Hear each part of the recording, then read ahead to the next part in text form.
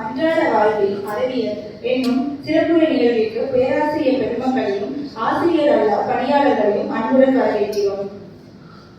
இந்நிகழ்ச்சிக்கு வருகை புரிந்திருக்கும் கொங்கு பொறியியல் கல்லூரியின் தாளாளர், நம் அறக்கட்டளையின் துணைத் தலைவரையும், நம் கல்லூரியின் முதல்வர், துணை முதல்வர், முனைவர் குணவதி முன்னாள் பேராசிரியர், PhD பொறியியல் கல்லூரி அவர்களையும் பெருமதிப்புடன் வரவேற்கிறோம்.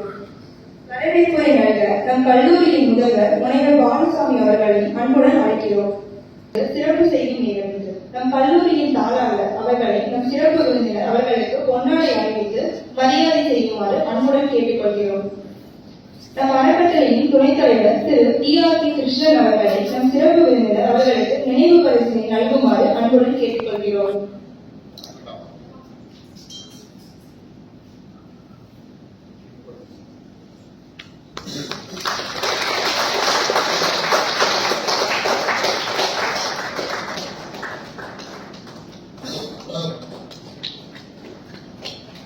நன்றி ஐயா. அனைவருக்கும் இனிய மதிய வணக்கம்.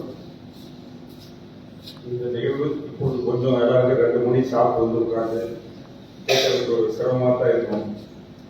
பட் நீங்க அனைவரும் வகுப்புல போய் 2 மணி கிளாஸ் எடுக்கிறப்ப மாணவர்களுக்கு எவ்வளவு கஷ்டம் இருக்குன்னு தெரியணும் இல்லையா? ஸோ அதுக்காக உங்களுக்கு பயிற்சி வகுப்பாக எடுத்துக்கலாம். ஜோக்ஸ் அப்பா, அனைவருக்கும் மீண்டும் ஒரு வணக்கம். இன்று நமது விருந்தினராக நமது அறக்கட்டளையின் தலைவர் மரியாதைக்குரிய டாக்டர் குமாரசாமி அவர்கள் வந்திருக்கிறார். ஒரு சிலருக்கு அவரை பற்றி தெரியும், பெரும்பாலானவர்களுக்கு தெரிந்திருக்க வாய்ப்பில்லை. அவர் மருத்துவர் என்பதை தவிர எத்திக்கலி பிராக்டிசிங் மெடிக்கல் அந்த மாதிரி இருக்கிற டாக்டர்ஸ் ரொம்ப ரொம்ப ரொம்ப கம்மி. அந்த மாதிரி மெடிக்கல் பிராக்டிஸ் பண்ணிட்டு இருக்கிற ஒரு சில மருத்துவர்கள் அவர் ஒருவர். அதாவது சமுதாய நோக்கும் ஒரு அறச்சிந்தனை உள்ள மருத்துவர். அவருடைய கிளினிக் போனீங்கன்னா அங்க ஒரு 50 சேர் இருக்கும். அதுல புத்தகங்கள் அருமையான புத்தகம் தான் வாங்கி போட்டிருப்பாரு. ஏன்னா அவர் வந்து மேரேஜ் கவுன்சிலர், சைக்கியாட்ரிஸ்ட், செக்ஸாலஜிஸ்ட், இப்படி பல துறைகளில் வருகிறார். ஸோ அவர்கிட்ட மருத்துவத்துக்கு வரும்பொழுது குறைஞ்சபட்சம் ஒவ்வொருத்தரும் 1 மணி நேரமாவது ஒரு பேஷண்ட் உள்ள போனோம்னா வெளியே வர 1 மணி நேரம் ஆகும். ஸோ அனைவரும் நீண்ட நேரம் காத்திருக்க வேண்டிய ஒரு தேவை இருக்கிறது. அதனால அவருடைய கிளினிக்ல நல்ல நல்ல புத்தகங்கள் போட்டிருப்பார். அந்த மாதிரி புத்தகங்கள் வாங்கி போட்ட மருத்துவமனை இருக்கிறதா என்பது எனக்கு மிகவும் ஒரு கேள்விக்குறி. அதே போல ஒரு குறிப்பிட்ட நேரத்தில் ஒரு 11 மணி அந்த டைமுக்கு வந்து அவர் கால் பயந்துருவாங்க கொடுக்கறதுக்கு. அங்க இருக்கும் அத்தனை நோயாளிகளுக்கு யாரெல்லாம் ஓபியில் அவர் பார்க்க வந்தாங்களோ அத்தனை பேருக்கும் கால் வாங்கி கொடுப்பார். இந்த மாதிரி கால் வாங்கி கொடுக்குற மருத்துவரை நான் பார்த்துருக்கேன்.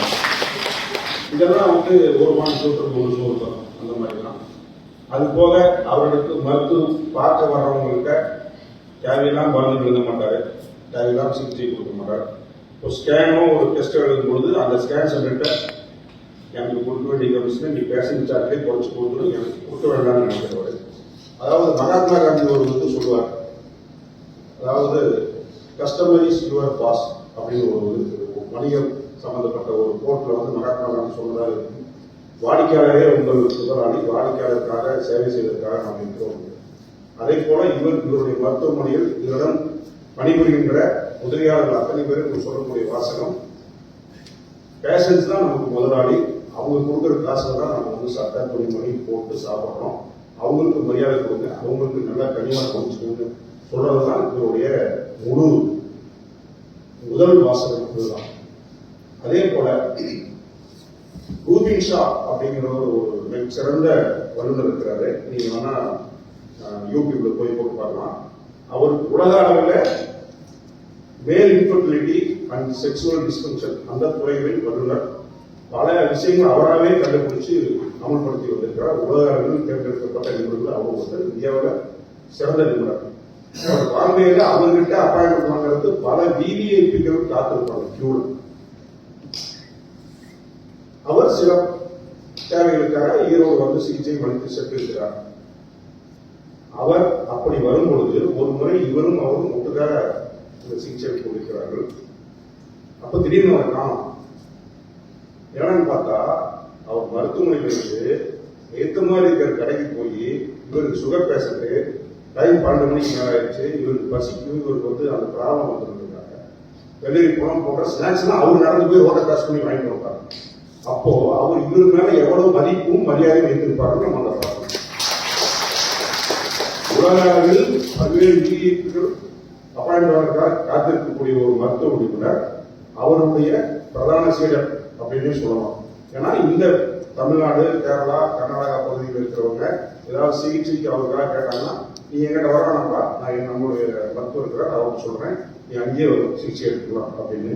இந்த அளவுக்கு நமக்கெல்லாம் தெரியாத பல மருத்துவ சாதனைகளை நமது தலைவர் அவர்கள் செய்து கொண்டிருக்கிறார். அதே போல அற நோக்கத்தோடு, சமூக நோக்கத்தோடு யார் அழைத்தாலும் இன்றைய வாழ்வில் அறிவியல் அது போன்ற மருத்துவ கருத்துக்களை மக்களுக்கு எடுத்துச் சொல்வதில் அவர் மிகவும் விரும்பி எந்த விதமான பிரதி விவகாரத்தையும் இல்லாமல் செய்து வருகிறார்.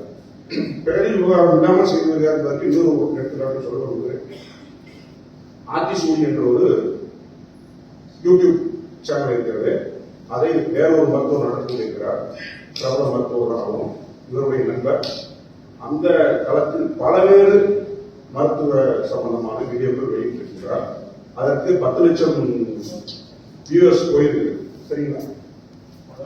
1 மில்லியன் 10 லட்சம். ஆனா அதற்கு எந்த விதமான பிரதிபலியும் எதிர்பார்க்கறது.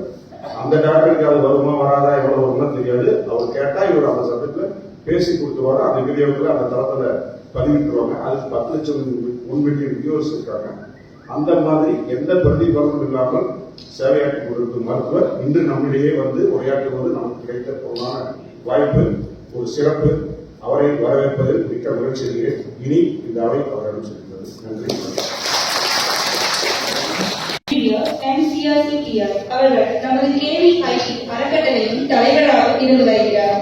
இவருடைய தந்தையார் திரு மாசிமலை ரங்கசாமி கவுண்டர் நமது KVIT அறக்கட்டளையை தொடங்குவதற்கு முக்கிய பங்காற்றியவர். அறக்கட்டளை தொடங்க தன் தோட்டத்தை விற்று முதல் நன்கொடையாக வழங்கியவர். ஈரோடு வீரப்பன் சத்திரம் பெண்கள் மேல்நிலைப் பள்ளிக்கு பெருந்தொகையை நன்கொடையாக கொடுத்தும் கட்டிடங்கள் கட்டி கொடுத்தும் உள்ளதால் தமிழக அரசு இந்த பள்ளிக்கு மாசிமலை ரங்கசாமி கவுண்டர் மகளிர் மேல்நிலைப் பள்ளி என பெயர் சூட்டி பெருமைப்படுத்தியது.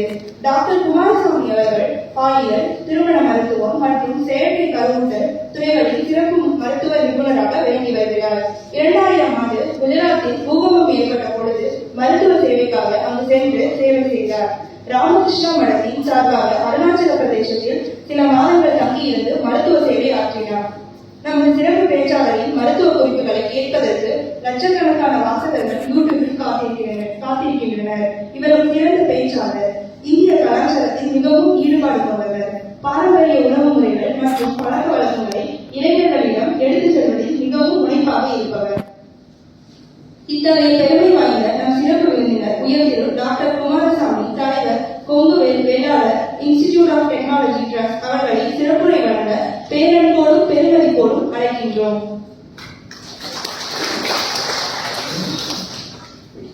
அனைவருக்கும் இனிய மதிய நேர வணக்கங்கள். மத்தியானம் சாப்பிட்டு வந்துருக்கிறீங்க. இது ஒரு சேலஞ்சிங்கான டைம் தான். நம்ம கரஸ்பாண்டன்ட் சொன்ன மாதிரி இன்றைய தலைப்பு அன்றாட வாழ்வில் அறிவியல். அதாவது நம்ம தினசரி பல்லு விளக்கிறதுலிருந்து, குளிக்கிறதுலிருந்து, உள்ளாடை அணிதல், மனம் கழித்தல் எல்லாமே எவ்வளவு அறிவியல் சார்ந்திருக்கிறது. அப்படி இல்லைன்னா அதை எப்படி அறிவியல் சார்ந்ததாக மாற்றிக்கொள்ள வேண்டும். அதுதான் இன்றைய தலைப்பு, அன்றாட வாழ்வில் அறிவியல். முதல்ல நம்மளை தெரிஞ்சுக்கிறதுக்கு முன்னாடி நம்ம ஊர் எல்லாருமே ஈரோடு சம்பந்தப்பட்டிருப்பீர்கள். ஈரோட்டுக்கு பொதுவா 2 பேர் சொல்லுவாங்க. ஒன்னு ஈரோடு, இன்னொன்னு ஈரோடை. இதுல எது சரி? ஈரோடா ஈரோடையா? ஈரோடை. ஈரோடை என்பது ஒரு தவறான பெயர். அதை நம்மளை நாமளே அசிங்கப்படுத்திக்கிற ஒரு பேர். ஏன்னா ஒண்ணு பிச்சைக்கார மல்லங்கிறது ஈரோட்டுக்கே சம்பந்தம் இல்லாம பெரும்பாமலைக்கு பக்கத்துல இருக்குது. இன்னொன்னு அந்த ஃபயர் சர்வீஸ் ஓடுற டிச்சு. இதுக்கும் நம்மளுக்கும் சம்பந்தம் கிடையாது. அடிப்படையில நம்முடைய ஊரினுடைய பெயர் ஈரோடு என்பதுதான் சரி. நம்ம ஊர் ஒரு சிவஸ்தலம். நம்ம ஊர்ல இருக்கிற சிவனுக்கு என்ன பேர்? ஆருத்ர கபாலீஸ்வரர். நம்ம கோயில் ஆருத்ர கபாலீஸ்வரர் கோயில் கார்பன் ஏஜ் படி 1500 ஆண்டுகள் பழமையான. என்ன வரலாறு அப்படின்னா, சிவராத்திரி அன்னைக்கு நடந்ததா என்று சொல்லுவாங்க. நம்ம ஈரோடு ஈஸ்வரன் கோயில் எல்லாமே அந்த சிலைகள் இருக்கும், லிங்கோத்பவர் அப்படின்னு இருக்கும். ஒரு முறை படைப்பு கடவுளான பிரம்மாவுக்கும் காக்கும் கடவுளான விஷ்ணுவுக்கும் போட்டி வந்தது. யாரு? பிரம்மா என்ன சொல்றார், நான் போய் சிவனுடைய தலையை பார்த்துட்டு வர்றேன். இவரு காலை பார்க்கறதுக்காக பாவத்தை பார்க்க அடிமுடி தேடுதல் அப்படின்னு இவரு மேல அன்னப்பட்சி வடிவம் எடுத்து போறார். விஷ்ணு கீழே பன்றி வடிவம் எடுத்து போறார். என்ன ஆகுது, 2 பேருக்குனாலையும் சிவனுடைய அந்த தலையையும் பார்க்க முடியல, அடியையும் பார்க்க முடியல. அப்போ சிவனுடைய தலையிலிருந்து ஒரு தாழம்பூ வந்து, பிரம்மாவுக்கு 4 தலை இல்லை, பிரம்மாவுக்கு 5 தலை. அது இப்ப வந்து ஒரு தலை கொய்யப்பட்டதுனால நம்ம 4 தலை நினைச்சுட்டு இருக்கோம். 4 பக்கம் 4 தலை, மேல ஒரு தலை. அந்த மேலிருந்து தாழம்பூ வருது.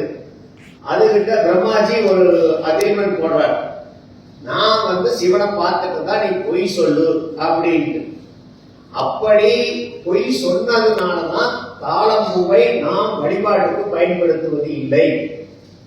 அதற்கு மேல இந்த விஷயம் சிவனுக்கு தெரிய வந்து, அந்த 5வது தலையை கொய்து கீழே விழுந்த இடம் ஈரவோடு.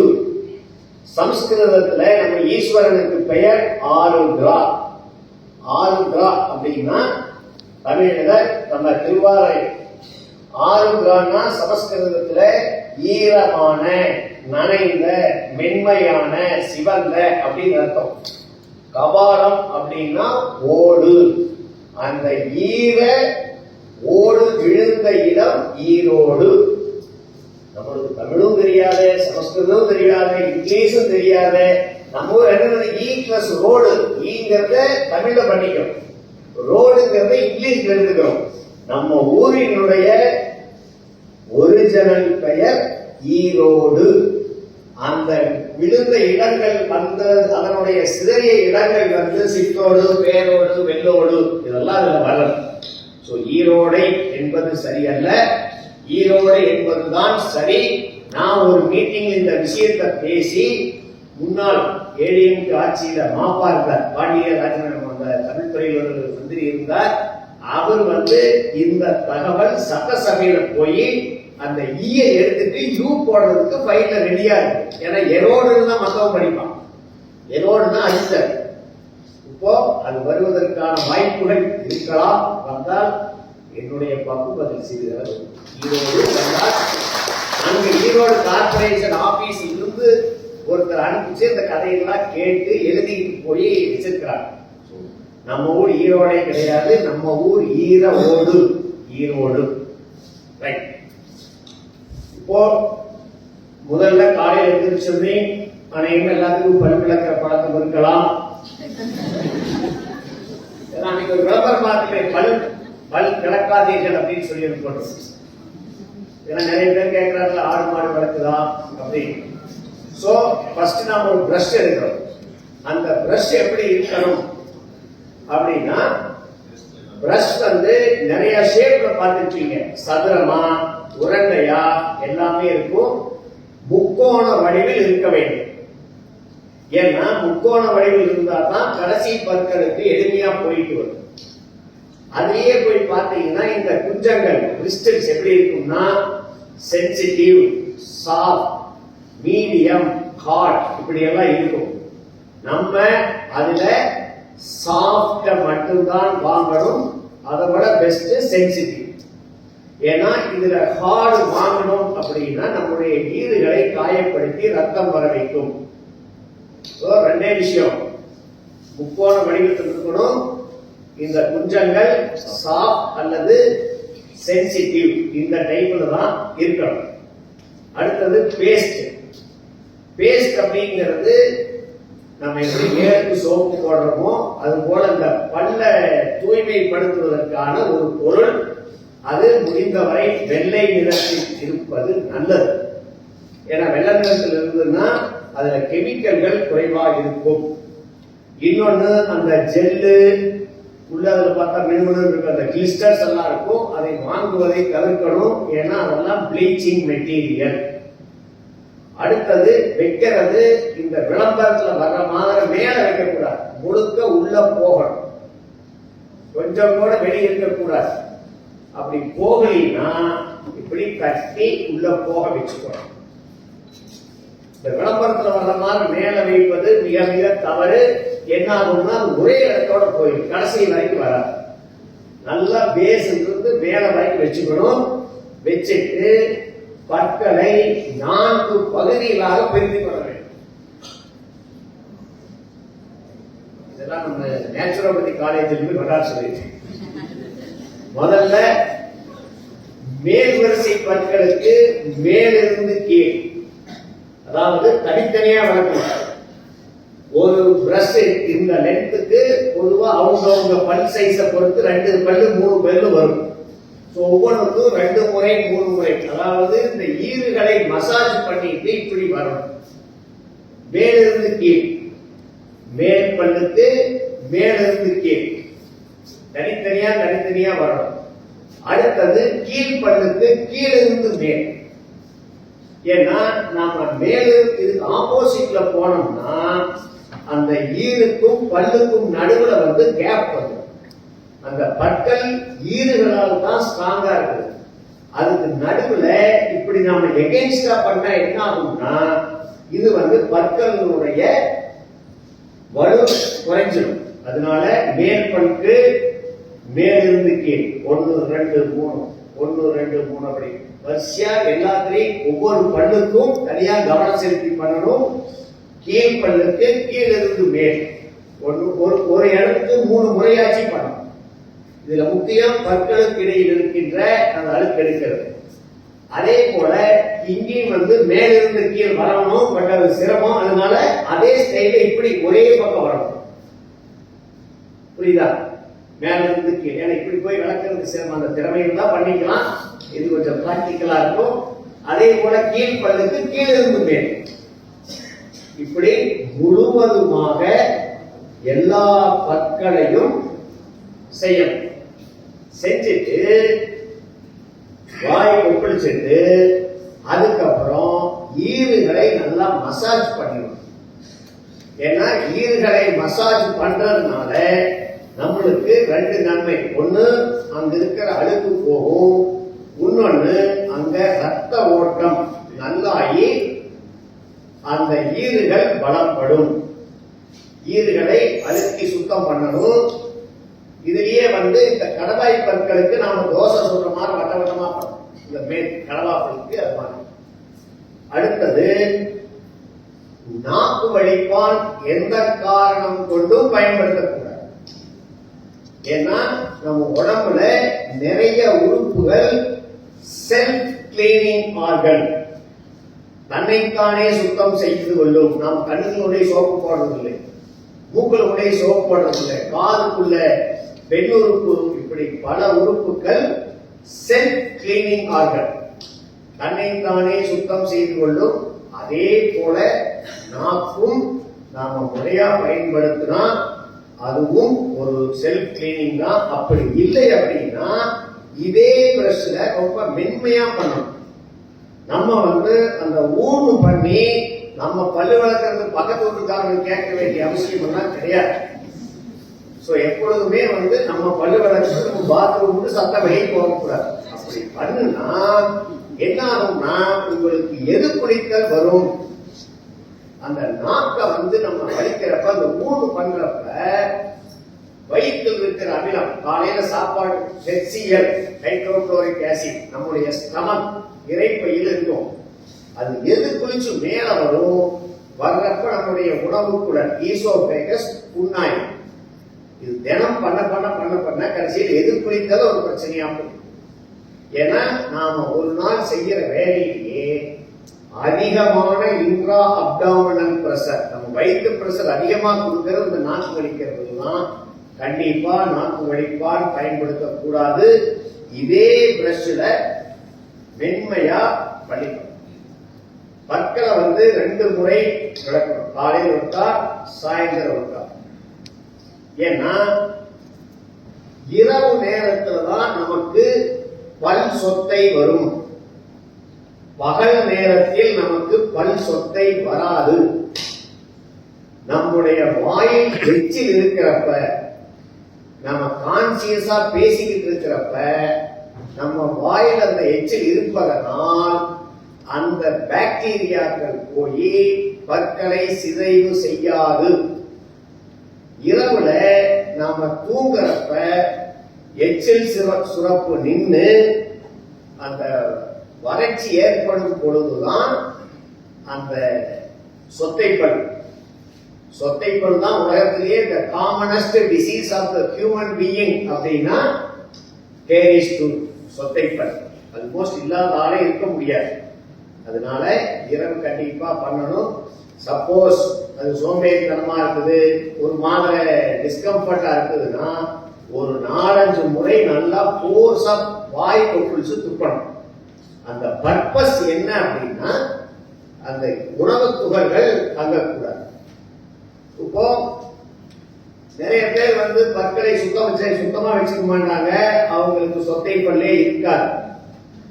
யாருக்கு அதிகமா எச்சில் சுரக்குதோ அவர்களுக்கு அந்த எச்சிலே ஒரு பாதுகாப்பு பொருளாய். அதனால நிறைய பேர் கேட்பான், ஆடு மாடெல்லாம் பல் விளக்குதா அப்படின்னு. ஆடு மாடுகளுக்கு அதிகமான எச்சில் சுரப்பதால் அந்த பற்கள் எப்பொழுதுமே சுத்தமா இருக்கும். அதுதான் காரணம். அப்புறம் எப்பொழுதுமே பிரஷ் வாங்குறப்ப ஒரு 4-5 பிரஷ் சேர்த்து வாங்கணும். ஒரு பிரஷ் 3 மாதத்துக்கு மேல் யூஸ் பண்ணக்கூடாது.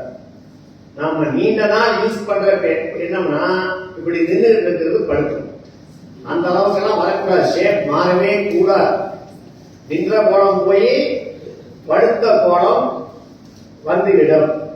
இதுல ரொம்ப முக்கியமான விஷயம் என்னன்னா, இப்ப நம்ம மேஸ்திரி கட்டின வரைக்கும் லெட்ரின் ரூம் தனியா இருந்தது, பாத்ரூம் தனியா வந்துருச்சு. இன்னைக்கு நாம இன்ஜினியர் கட்டப்ப என்னாச்சு, லெட்ரினும் பாத்ரூமும் ஒட்டுக்கா வந்துருச்சு.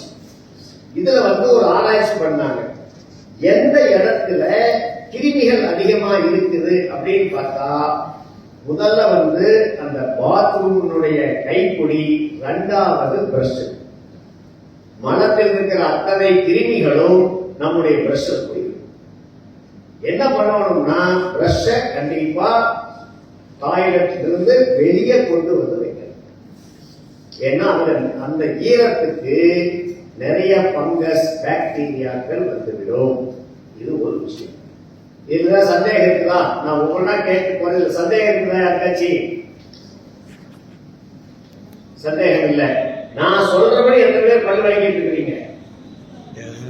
சந்தோஷம். ஏதோ வகையில பல் விளக்குனா சரி. ரைட். அடுத்தது குளிச்சுட்டு ரொம்ப முக்கியம் மலம் கழித்தல். மலம் கழித்தலுக்கு நம்ம 2 வகையான டாய்லெட்டை யூஸ் பண்றோம். ஒன்னு ட்ரெடிஷனல் பாம்பே கக்கூஸ் அல்லது இந்தியன் ஸ்டைல் டாய்லெட், இன்னொன்னு வெஸ்டர்ன் டாய்லெட்.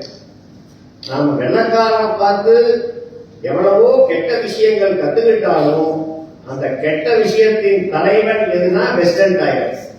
வெஸ்டர்ன் டாய்லெட் மாதிரி ஒரு மோசமான பழக்கம் எதுவுமே கிடையாது. இப்ப அவன்லாம் நம்ம டாய்லெட் வந்துட்டு இருக்கான். இப்ப நம்ம இப்போ வடம்னாலே இப்ப வெஸ்டர்ன் டாய்லெட் மாதிரிலாம் காமிக்கிறதா இருந்துச்சு. இப்ப நாங்க சின்ன குழந்தைகளுக்கு அந்த விதை பகுதி டெஸ்டிஸ் கீழே இறங்கி இருக்குதான்னு பாக்குறதுக்கு அவங்க அந்த ஸ்குவாட்டிங் பொசிஷன், குத்துக்கால் போட்டு உட்காரணும். இப்போ 6 வயசு 7 வயசு பையன் எப்படா டாய்லெட் போறீங்கன்னா நம்மளை தள்ளி சேரல உட்காரலாம். அவன் குத்துக்கால் போடுறதே தெரியுது இல்லை. இப்போ வரவங்க சேரல் தான் உட்காரு. எப்படி டாய்லெட் போற மாதிரி உட்காரு அப்படின்னா அவன் சேர ஜம்மு போய் என்ன நடக்குதுன்னா அந்த குழந்தைகளுக்கு உண்மையாலுமே தெரியல. இந்த குத வச்சு போறது அப்படிங்கிற விஷயமே தெரியல. ஏன்னா முதல்ல நம்முடைய குடல் மலக்குடல் எப்படி இருக்கும்னா, நம்ம ஊர்ல மாவு அரைக்கிற மிஷின் இருந்து மாவு அரைக்க இப்படி பார்த்துட்டு பண்ணலாம். இப்படி இருந்தா அந்த மாவு நின்றுக்கு புட்டா மாவு வந்து. இப்ப நம்ம பெருங்குடல்ல இது ஒரு ஸ்லிக் இருக்கும். இது ஆசனவாய் கீழே. இது பெருங்குடல்ல டியூபோரெக்டால் ஸ்லிக். இதுதான் நம்முடைய மலத்தை கட்டுப்படுத்தும். நாம இந்தியன் டாய்லெட் உட்கார்றப்ப என்ன ஆகும்னா, இது ஸ்ட்ரைட்டா வரும், மலம் எளிமையா கழியும். வெஸ்டர்ன் டாய்லெட் உட்கார்றப்ப இந்த குடல் நேரா வராது, இப்படியே தான் இருக்கும், முக்கிக்கிட்டே இருக்க வேண்டியதுதான். வெஸ்டர்ன் டாய்லெட் போறது எப்படின்னா, நீங்க காரை ஸ்டார்ட் பண்ணி ஒரு கால்ல எக்ஸ்லேட்டர் கொடுத்து இன்னொரு கால்ல பிரேக்க பிடிக்கிற மாதிரி. இப்படிதான் இருக்கும். அப்ப வெஸ்டர்ன் டாய்லெட்டில் எப்பொழுதுமே நாம் முழுமையாக மலம் கழிக்க முடியாது. அடுத்தது இந்தியன் டாய்லெட்ல தான் அதிகமான ஹைஜீன். ஏன்னா நம்முடைய செருப்பு போட்டு உட்காரலாம், அல்லது வெறுங்கால் உட்கார்ந்தாலும் நம்முடைய துடைப்பகுதி எல்லாம் வராது. வெஸ்டர்ன் டாய்லெட்ல நிச்சயமா நீங்கள் இன்ஃபெக்ஷன் இல்லாம உட்கார முடியாது. அடுத்தது இப்ப நாமெல்லாம் MBBS 1980களில் படிக்கிறப்ப ஒரு சில வியாதிகள்லாம் படிச்சிருக்கிறோம். டைவர்டிகுலைட்டிஸ், கிரான்ஸ் டிசீஸ், அல்சரேட்டிவ் கோலைட்டிஸ். இது எல்லாமே அப்ப இந்தியாவில் சுத்தமா கிடையாது. நாங்கெல்லாம் படிச்சப்போ ஒரு கேஸ் கூட பார்த்ததில்லை. அப்ப என்ன நினைச்சுக்கிட்டு இருந்தோம், அதெல்லாம் வெள்ளக்காரனுக்கு வர்ற வியாதி, நமக்கு வர்ற வியாதி இல்லை அப்படின்னு நினைச்சுக்கிட்டு இருந்தோம். இன்னைக்கு எங்க பசங்கள்லாம் அங்க என்ன இன்சிடென்ட்ஸோ அதே இன்சிடென்ட்ஸ் இந்தியாவிலையும் வந்துருச்சு. அப்புறம் தான் கண்டுபிடிக்கிறான், இது ரேசியல் டிஃபரன்ஸ் கிடையாது, வெள்ளக்கார வெஸ்டர்ன் டாய்லெட் யூஸ் பண்ணதுனால வந்தது. இப்ப நாம அவனை காப்பி அடிச்சதுனால நம்மளுக்கும் அந்த வியாதிகள் வந்திருக்குது. ஏன்னா நீங்க இது இப்படி இந்த குடல் நேரா வராம நாம பிரஷர் கொடுக்கறப்ப இந்த தண்ணி மேல போறப்ப மலம் மேல போய் அங்க இருக்கிற மியூக்கஸ டிஸ்டர்ப் பண்ணி it will enter into the system.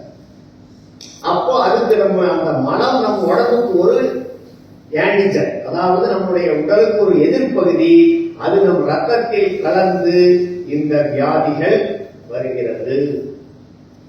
அதுக்கு மேல இன்னொன்னு பொசிஷன். பொசிஷன் என்னன்னா, நீங்க வேண்டாம், இப்ப நம்ம கல்யாண வீட்டுக்கு போறோம், இளவு வீட்டுக்கு போறோம். ஒரு பெண் இந்த வாத்து நடையில இப்பதான் பார்த்திருப்பீங்க. நம்ம அம்மா காலத்திலே இல்ல, ஒரு பொண்ணு இப்படி இப்படி பொண்ணு நடந்து போனாலே பாக்குறீங்களா இல்லையா?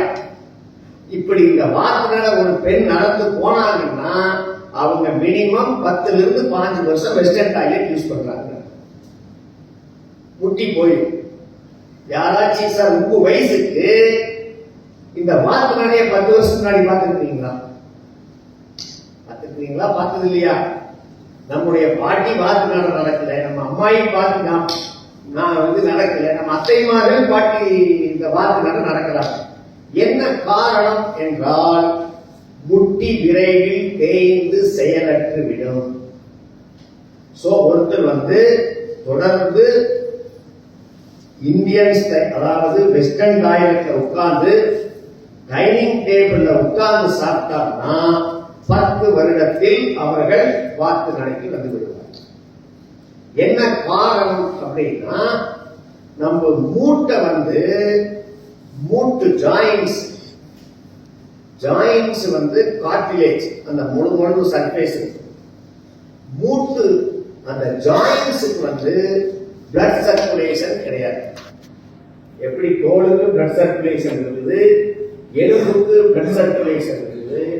ஆனால் அந்த கார்டிலேஜ் படிச்சிருப்பீங்கல்ல, பந்து கிண்ண மூட்டு, பால் அண்ட் ஜாக்கெட் ஜாயிண்ட் நிறைய படிச்சிருப்பீங்க அதெல்லாம். அப்போ அது எங்கிருந்து அதுக்கு வேணுங்கிற சக்தி எடுத்துக்கும்னா, அந்த மூட்டை சுத்தி சைனோவியல் ஃப்ளூயிட் இருக்கும். அந்த சைனோவியல் ஃப்ளூயிட் அந்த மூட்டுக்குள்ள போகணும்னா 2 தான். ஒன்னு மூவ்மெண்ட், 2வது லோடிங். மூவ்மெண்ட் அப்படிங்கிறது நாம நடக்கிறது, மற்றதெல்லாம் லோடிங் 3 விஷயத்துல தான் நடக்கும். ஒண்ணு, இந்தியன் டாய்லெட்ல உட்கார்றப்ப அந்த பிரஷர்ல அந்த மூட்டுக்குள் அந்த நியூட்ரிஷன் போகும். ரெண்டாவது, சமணங்கால் போட்டு போந்தா போகும். மூணாவது, படி ஏறினால் நடக்கும். இன்னைக்கெல்லாம் ரொம்ப கொடுமைப்பட, வீட்டுக்கு போனா 2 மாடிக்கு லிஃப்ட் வச்சிருக்கிறாங்க. அவங்க எல்லாம் பார்த்து நடைங்கிறது 8 வருஷத்துலயே வந்தது. ஏன்னா இவங்க பண்றது பரவாயில்ல, இவங்களுடைய குழந்தைகளை முடவனாக்குவது நம்மால் ஏற்றுக்கொள்ள முடியும். இங்க நிறைய பேர் வந்து பட்டாயா தாய்லாந்து தரிசனம் எல்லாம் பண்ணிருக்கீங்களா? பட்டாயா புனித பயணம், தாய்லாந்து தரிசனம் இங்க நிறைய பேர் போய் வாய்ப்பு நினைக்கிறேன். இப்ப அங்க என்ன பிரச்சனைனா, தாய்லாந்துல நிறைய டூரிஸ்ட் வந்தாங்கன்னு சொல்லிட்டு அந்த அரசாங்கம் அங்க வந்து காலங்காலமா ஒழுங்கா இந்தியன் டாய்லெட்டுக்கு வந்து ஒழுங்கா போயிட்டு இருக்காங்க. இந்த அரசாங்கம் என்ன பண்ணுது, இப்ப நம்மள மாதிரி ஆளுகளுக்காக, வெள்ளக்காரங்களுக்காக வெஸ்டர்ன் டாய்லெட்டா மாத்தணும் அப்படின்னு ஒரு பப்ளிக் டாய்லெட், அவன் தனியா வீட்டில் இருக்கிறது பப்ளிக் டாய்லெட்டை வெஸ்டர்ன் டாய்லெட்டா மாத்தணும் அப்படின்னு சொன்ன உடனேயும் அங்க மக்கள் தெருவில் வந்து கொடி பிடிக்கிறான்.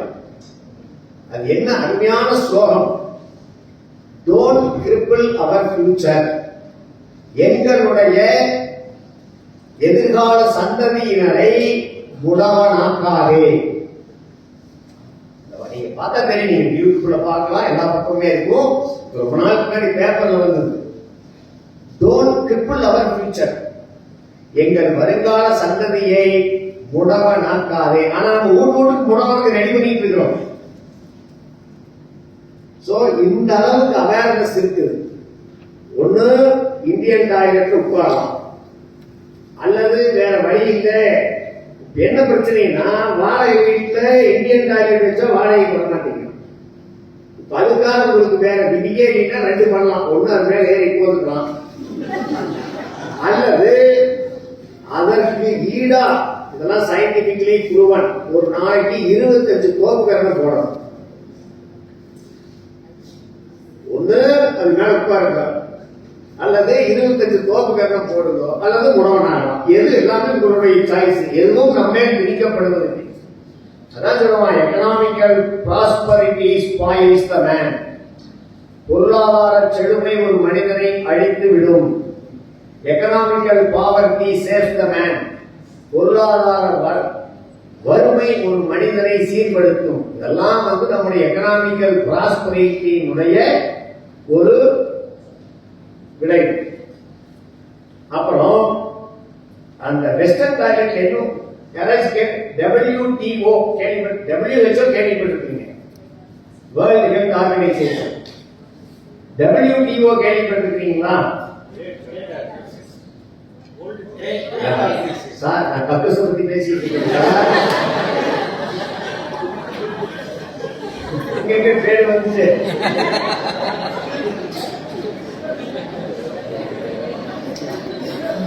அதாவது இவ்வளவு க்ளூ கொடுத்து கூட தெரிய மாட்டேங்குது, யாருக்கையும் தெரிய மாட்டேங்குது. வேர்ல்ட் டாய்லெட்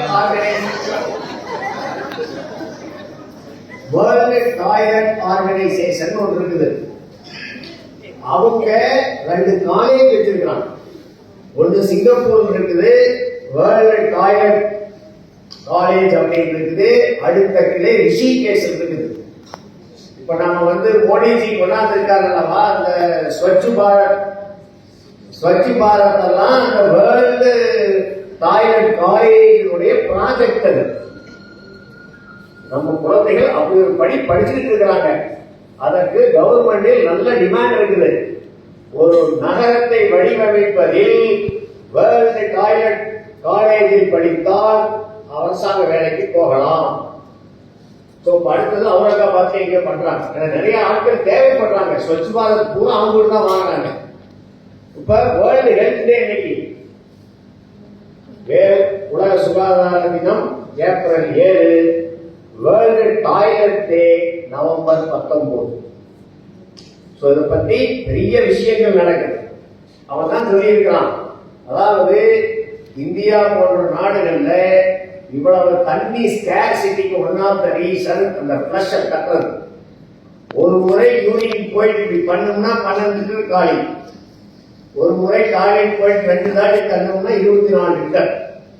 அவன் கால்குலேட் பண்ணியிருக்கிறான். ஒரு மனிதன் சராசரியா ஒரு நாளைக்கு 135 150 லிட்டர் தண்ணி பயன்படுத்துறான். அதுல தனிநபருக்கு கணக்கெடுத்தா துவைக்கிறதுக்கு 20 லிட்டர், ஊடு வலித்து சாமானம் கழுவதற்கு 20 லிட்டர், சமையலுக்கு 6 லிட்டரோ 7 லிட்டரோ இருப்பதில் 2/3 டாய்லெட்ல போகும். இதை யாருமே யோசிக்கிறது. இதை குறித்து வேர்ல்ட் டாய்லெட் ஆர்கனைசேஷன் மிகவும் கவலை கொண்டுள்ளது. அதனுடைய வெளிப்பாடு தான் நீங்க ரயில்ல பாக்குறீங்கல்ல, பயோ டாய்லெட் இதெல்லாம் அந்த வேர்ல்டு டாய்லெட் காலேஜுடைய ஒரு ப்ராஜெக்ட். அந்த பசங்க தான் அதெல்லாம் பாத்துக்கிறாங்க. அவங்க சொல்றது பெஸ்ட்.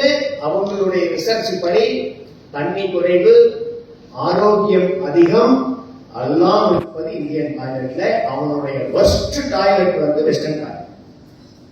அவன் சுத்தமாவே எடுக்க சொல்றாங்க. பட் யார் எடுக்க போறதில்லை. நம்ம சோம்பேறி ஆயிட்டோம். நம்ம சோம்பேறித்தனத்தை திருத்துவதற்கு நாம் தயாராக இருக்க மாட்டோம். அடுத்தது டாய்லெட் போயிட்டு கழுவுறது. என்ன சொல்ற, நம்ம அந்த ஃப்ளஷை வச்சு அடிக்கிறோம், ஹைஜீன் டேப்பா. அதை அறிவியல் பூர்வமாக அவாய்ட் பண்ண சொல்றோம். ஏன்னா நீங்க வர்ற குழந்தைகள் தன்னுடைய ஆசனவாயை தொடர்றதையே ஒரு அசிங்கமா நினைக்கிற சூழ்நிலை வந்துருச்சு. ஏர்லி டிடெக்ஷன் ஆஃப் கேன்சர் கண்டுபிடிக்க முடியல. ஏன்னா ஒவ்வொருவரும் தன்னுடைய மனத்தை பார்க்க வேண்டும். ஏன்னா நம்ம உள்ள கேன்சர் ரொம்ப ஜாஸ்தி. பெருங்குடல் கேன்சர் அப்படின்னா சிறுகுடல், ஸ்டமக், இதுல மலம் கழிக்கிறப்ப அந்த மலம் கருப்பு கலர்ல வரும். நம்ம கீழே லோயர் கோலான் கீழே வந்தா ஃப்ரெஷ் பிளட்டா வரும். கண்டிப்பா நம்ம டாய்லெட்டை பார்க்கணும். It is early detection of cancer. மற்ற நோய்களை இது பண்ண முடியும். நம்ம வெஸ்டர்ன் டாய்லெட்ல நம்முடைய இதை பார்க்கறதுக்கு வாய்ப்பே கிடையாது. அதுக்கு மேல பைல்ஸ், மற்ற கட்டிகள் நம்ம கையை வச்சு கழுவுறப்பதான் அதை நம்மளால ஃபீல் பண்ண முடியும். அதனால பல வியாதிகள் லேட்டா டயக்னோஸ் பண்றதுக்காக போகுது. அதுக்கு மேல கையில கழுவுறப்ப கண்டிப்பா கையில மோதிரம், இடது கையில் மோதிரம் போட்டிருக்க கூடாது. மோதிரத்தில் உங்களுடைய பெயரோ உங்கள் காதலருடைய பெயரோ குறித்திருந்தால் அவர்களுக்கு மனத்தினால் அபிஷேகம் நடக்கும். மோதிரத்தில் வேல் வைத்திருந்தால் வேல்முருகனுக்கும் மனத்தினால் அபிஷேகம் நடக்கும். வெங்கடாஜலபதி இருந்தால் வெங்கடாஜலபதிக்கும் அதே கண்டிதான். கண்டிப்பா டாய்லெட் போறப்ப இடது கையில் மோதிரம் போட்டிருக்க கூடாது. இடது கையில் நகம் வளர்க்க கூடாது. நீங்க லேடிஸ பாருங்க, எல்லாம் இடது கையில் தான் நகம் வளர்க்கும். இப்படி மீட்டிங்ல இடது கையில் தான் போட்டிருப்பாங்க. என்னதான் வளர்க்கவும் எனக்கு தெரிஞ்சு இன்னைக்கு வரைக்கும் வலது கை வாயில் வச்ச லேடி நான் பார்த்துருந்தேன். கண்டிப்பா நகம் கட் பண்ணி இருக்கணும். ஏன்னா நகத்துக்கும் விரலுக்கும் நடுவில் அந்த மலத்துகள்கள் தங்கிக்கும். கண்டிப்பா டாய்லெட்ல சோப்பு இருக்கணும். மூஞ்சிகள சோப்பு இல்லைன்னா கூட பரவாயில்ல. ஒவ்வொரு முறையும் டாய்லெட் போயிட்டு சோப் போட்டு கழுவிக்கொண்டு வர வேண்டும். பெண்களுக்கு ரொம்ப முக்கியமான பிரச்சனை என்பது வெள்ளைப்படுதல். வெள்ளைப்படுதலுக்கு நம்ம கலாச்சாரத்துல முக்கியமா டாய்லெட் போயிட்டு முன்னாடி தண்ணி ஊற்றி கழுவுறது. எப்பொழுதும் அது ஈஸியா இருக்குது அப்படிங்கிறதுனால முன்னாடி தண்ணி ஊற்றி கழுவுவாங்க. ஏன்னா பிறப்புறுப்புக்கும் ஆசன வாய்க்கும் ஒரு 1 இன்ச்சு தான் இருக்கும். அங்கிருந்து மலத்துகள்கள் எல்லாம் மேல வந்துடும். எப்பவுமே பின்பக்கம் தான் தண்ணி ஊற்றி கழுவ வேண்டும். ஒவ்வொரு முறை டாய்லெட் போயிட்டு சோப் போட்டு கழுவிக்கலாம். இன்னொன்னு டாய்லெட் ஹேபிட் ரொம்ப முக்கியம். இப்ப யூரின் போறது ஒரு பைப்பு திறந்துட்டா போற மாதிரி. டாய்லெட் குறைஞ்சபட்சம் 10 நிமிடமாவது செல்போன் டாய்லெட்டுக்கு எடுக்காம போகுது. ஏன்னா நம்முடைய பெருங்குடல் இந்த தமிழ் பானாவை கமுத்தி போட்ட மாதிரி இருக்கும். இங்கிருந்து ascending Golan, transverse Golan, descending Golan ரெண்டும் வரணும். அடிக்கவே டைம் கொடுக்கணும். அது ரொம்ப ரொம்ப முக்கியம். இதுலதான் சந்தேகம் இருக்குதா? டாய்லெட்ல எத்தனை பேர் வெஸ்டர்ன் டாய்லெட் இருக்கிறது? எல்லாமே வெஸ்டர்ன் டாய்லெட் தான் இருக்கு. தயவு செய்து மாற்றுங்கள். உங்கள் குழந்தைகளை முடவனாக்காதீர்கள். நாமெல்லாம் தாய்லாந்துல சிரிக்கிறோம். அவனுக்கு இருக்கிற ஒரு சோசியல் ரெஸ்பான்சிபிலிட்டி, அவங்களுக்கு தங்களுடைய குழந்தை மேலும் பேர குழந்தைகள் மேலும் இருக்கிற அக்கறை நமக்கு இல்லை. பல நேரத்தில் நாம குழந்தை வளர்க்கறதெல்லாம் பார்த்தா இந்த குழந்தை நம் வீட்டுல பிறந்ததை தவிர செய்த பாவம் என்ன அப்படிங்கிற மாதிரிதான் பல குழந்தைகள் வளர்ப்பு. அடுத்தது இதே போல இதோடு சம்பந்தப்பட்டது டிஸ்க் புல்லாப்ஸ். நிறைய பேர் டிஸ்க் புல்லாப்ஸ் கேள்விப்படாத உறவினர்களோ நண்பர்களோ இல்லாமல் இருக்க மாட்டாங்க. அதற்கும் முக்கியமான காரணம் வெஸ்டர்ன் டாய்லெட். ஏன்னா நமக்கு யாராச்சும் நானும் 2-3 இதுக்காக போய் கேட்டேன், எத்தனை மூட்டை தூக்குறவோ உங்கள்கிட்ட முதுகு வலின்னு வரலான்னு கேட்டேன். எத்தனை மூட்டை தூக்குபவர் கலாசி சுமை 50 கிலோ 75 கிலோ மூட்டை தூக்குபவர் யாருமே டிஸ்க் புல்லாப்ஸ் ஹாஸ்பிட்டலுக்கு போறது. தலையில பூக்கூடையோ கீரை கூடையோ பழக்கூடையோ 10 கிலோ 5 கிலோ வச்சுட்டு தெரு தெருவா விற்கிற எந்த பெண்ணும் சர்விக்கல் ப்ராப்ளம் போறது. இது யோசிச்சு பார்த்துருக்கீங்களா? நம்முடைய அம்மனிக்கு 5 லிட்டர் தண்ணி தூக்குனாவே டிஸ்க் புஷ்னு போயிடும். அவன் 50 கிலோ மூட்டையை தூக்கிட்டு போறான். இன்னைக்கு வரைக்கும் நான் ஸ்பைன் சர்ஜன் போய் கேட்டேன், அது வரைக்கும் யாருமே வந்தது இல்லை. கேட்டா ஏன்னா நான் இப்ப குமியுறதுங்கிறதே போயிடுச்சு. இப்போ நம்ம முதல்ல குளிஞ்சு தண்ணி எடுத்தோம், இப்ப அதுக்கு ஷவர் வந்துருச்சு. குளிஞ்சு கோலம் போட்டோம், அது முடிஞ்சது. குளிஞ்சு தரைய குடைச்சோம், அதுக்கு வந்துருச்சு. என்ன ஆச்சுன்னா டோட்டலா குமியறது போயிடுச்சு. எப்படின்னா ஏன்னா நம்ம என்ன செய்யறோம்னா 2 வகையான மருத்துவர்களே இருக்கிற, ஒருத்தர் ஒண்ணும் பண்ணாத அப்படியே இருந்துக்க அப்படிங்கிறவங்க, இன்னொருத்தர் நீ வேலை செஞ்சாதான் நல்லாக அப்படின்னு சொல்றாங்க. ஆனா நம்மளுக்கு ஒண்ணும் பண்ணாத உள்ளே போறதுக்கு டாக்டர் தான் கவர்ச்சிகரமா தெரியல. என்ன ஆகுதுன்னா இந்த முதுகுத்தண்டு எலும்புகள் ஒரு வெறும் செங்கல்லை போல. அந்த செங்கல் சுவர் ஆகணும்னா நடுவுல நல்லா சிமெண்ட் கொடுக்கணும், கார பூசி அது செட் ஆகணும். அப்போ நம்முடைய முதுகுத்தண்டை தாங்குவது அந்த முதுகுத்தண்டை ஒட்டி இருக்கிற மசில் தசைகளும் லிகமெண்ட் தான். அதுல 2 டைப் இருக்குது. ஒன்னு ஆன்டி கிராவிட்டி மசில், இப்படி போறது. அது பொதுவாகவே இதாத்தான். இப்ப நம்ம சினிமாவை கூட படுத்துட்டு தானே பாக்குறோம். முந்து போறது குமியறதே போச்சல்லவா. இன்னொன்னு இந்த தண்டு வடத்துக்கு பலம் தருவது, ஸ்ட்ரென்த் கொடுப்பது கோர் மசில்ஸ். இது முன்னாடி இருக்கும். இது நாம குமிஞ்சா மட்டும்தான் நம்மளுக்கு ஸ்ட்ரென்த் ஆகும். இன்னைக்கு நாம நினைச்சு பார்த்தோம்னா கீழே குமிஞ்சு எந்திரிச்சாலே திடீர்னு வருது. ஏன்னா நம்முடைய வேலைகள் எல்லாமே கீழே தான் இருந்துச்சு. இப்ப எல்லாமே கிச்சன் கீழ் இருந்துச்சு. எல்லாமே மேல நம்முடைய சௌரியங்கள் வர வர வர வர நம்முடைய கோர் மசில்ஸ் வீக் ஆகி டோட்டலா அந்த என்னாவது அந்த மசில் பிடிக்க வேண்டிய இடத்துல அந்த டிஸ்க் வீக்கா இருக்கிறதா. சோ நீங்கள் உங்கள் வீட்டில் எவ்வளவு கருவிகளை பயன்படுத்துகின்றீர்களோ அந்த அளவுக்கு நாங்கள் மருத்துவமனைகளில் கருவியை வாங்கிவிட்டோம். அதாவது ஆனால் நாம் உணர்வதில்லை, ஒவ்வொரு சௌகரியமும் நம்மளை ஒரு ஹேண்டிகேப், ஒரு முடவனாக்குகிறது. அதுதான் என்னைக்காவது யோசிச்சுப்போம். ஏன்னா நம்ம கருத்தியே பார்த்து இப்படி எதிர்த்தாடி பண்ணியிருப்போம், இந்த டிகிரியே திரும்புறது இல்லையே. நம்ம சேருக்கு வந்தா சேருக்கு இருக்கிறோம். அப்போ இத திருப்பாததுனால இந்த தசைகளும் வீக் ஆயிடுச்சு. நல்ல தலையில வைக்கிறவனுக்கு அவன் ஸ்ட்ராங் ஆகிட்டே இருக்கிறான். இப்ப எல்லா பெனிஃபிட் என்ன ஆகுதுன்னா வேலைக்காரி நல்லா இருக்கிறா, நாம வீணா போயிடும்.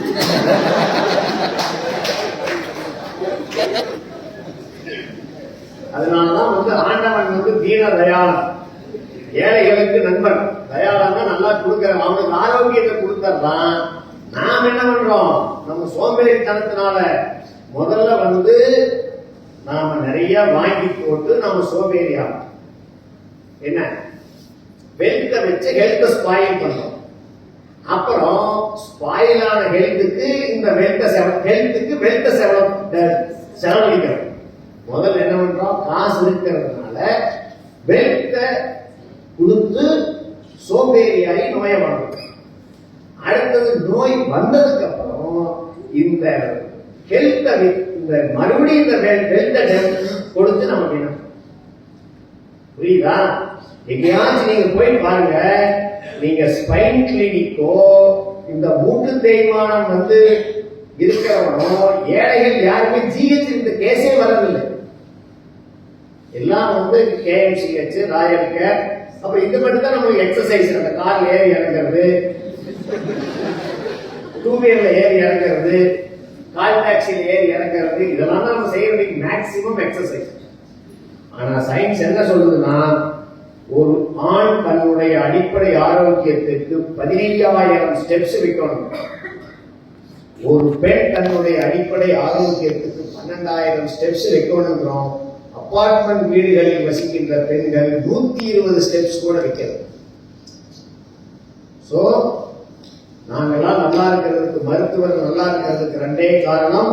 ஒன்று உங்களுடைய சோம்பேறித்தனம், இன்னொன்று உங்களுடைய தவறான வாழ்க்கை முறை. இந்த ரெண்டை கைவிட்டாதீங்க. எங்கள் குழந்தைகள்லாம் வீணா போகுது. ஆமா சார், இதுதான். அதாவது குனிஞ்சு வேலை செய்யணும். இப்ப சவர் போய் நினைச்சு, சவர் எப்படித்தான் ஒரு மனசுக்குமே இருக்கு. ஏன்னா ஆண்டவன் நடக்கிறதுக்கு காலை கொடுத்தான், வேலை செய்யறதுக்கு கையை கொடுத்தான். இப்ப அந்த கால் எக்ஸலேட்டருக்கும் பிரேக்குக்கும் போயிடுச்சு. கீர் போயிடுச்சு, கீர் இல்லாத வண்டி வந்துருச்சு. எக்ஸலேட்டருக்கும் பிரேக்குக்கும் கால் போயிடுச்சு, ஸ்டேரிங்க்கு கை வந்துருச்சு. சோ உங்களுடைய சோம்பேறித்தனத்தை தயவு செய்து விட்டு விடாதீர்கள். சொல்லுவாங்க, runners don't get arthritis. Runners don't get arthritis. இப்ப நம்ம என்ன பண்றாங்க? கொஞ்சோண்டு கால் வீங்கணும், ஒரு டாக்டர் எக்ஸ்ரே சொல்றாங்க, நீங்க ஒண்ணு பண்ணாதீங்க, ஊட்டியே இருக்கோ, அடுத்த வருஷம் வாங்கோ, மூட்டு மாத்திரை. இப்ப இணையமாற ஆள் என்ன சொல்றான்? இப்போ எடுத்துக்காட்டுக்கு இந்த கதவு கிரீச் முடிச்சு சத்தம் வருது. நான் என்ன சொல்றேன்? எண்ணெய் விடு, அந்த கதவு முன்ன பின்ன திருப்பு, கதவு ஒழுங்கா வேலை செய்யும் அப்படிங்கிறது ஒய் டாக்டர். எக்ஸ்ட்ரா என்னன்னா, கதவு சத்தம் வருதா, கதவையே திறக்காத.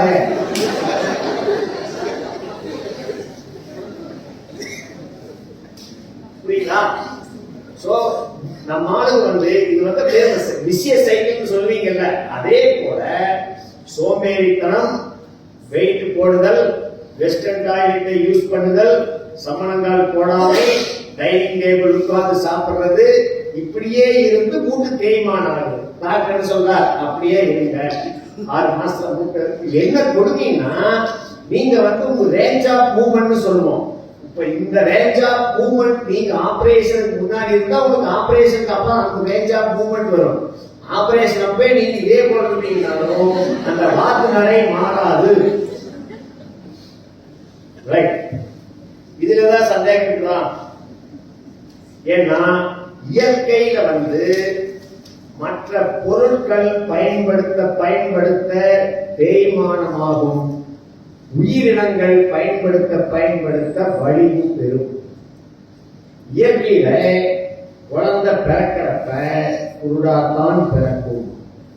அதனாலதான் அந்த முகம் பார்த்து சிரிக்கிறது இல்லை, அது பார்த்து தான் அந்த குழந்தை பார்வை பெறும். ஒரு குழந்தை பிறந்தோடனே ஒரு கண்ணை ஒட்டி வச்சுட்டு 2 வருஷம் கழிச்சு அந்த எடுத்துட்டீங்கன்னா அந்த குழந்தை குருடாகிவிடும். ஒரு குழந்தைக்கு பிறந்தோடனே இப்படி ஒரு கையை கட்டி வச்சுட்டா 2 வருஷம் கழிச்சு அந்த கை வேலை செய்யாது. சோ நாம வேலை செஞ்சுதான் நம்ம உடம்பை நாம் உறுதி செய்ய வேண்டும். அதுதான் பாரதியார் உடல் உரம் பெறுவது செய்கையாலே. பாரதியார் தெரிஞ்சிருக்குது, நம்மளுக்கு தெரியல. அடுத்தது குடித்தல். கண்டிப்பா குடிக்கணுமா? ஒரு மருத்துவத்துல ஒரு சமீபத்தில் பாருங்க, ஒரு மாசத்துக்கு முன்னாடி ஒரு அமெரிக்க மருத்துவர் 5 வருடங்கள் குடிக்காமல் இருந்து ஒரு சாதனை பண்ணியிருக்கார். அறிவியல் பூர்வமா அதை தவறுன்னு சொல்ல முடியும். அடுத்தது குடிக்கிறது.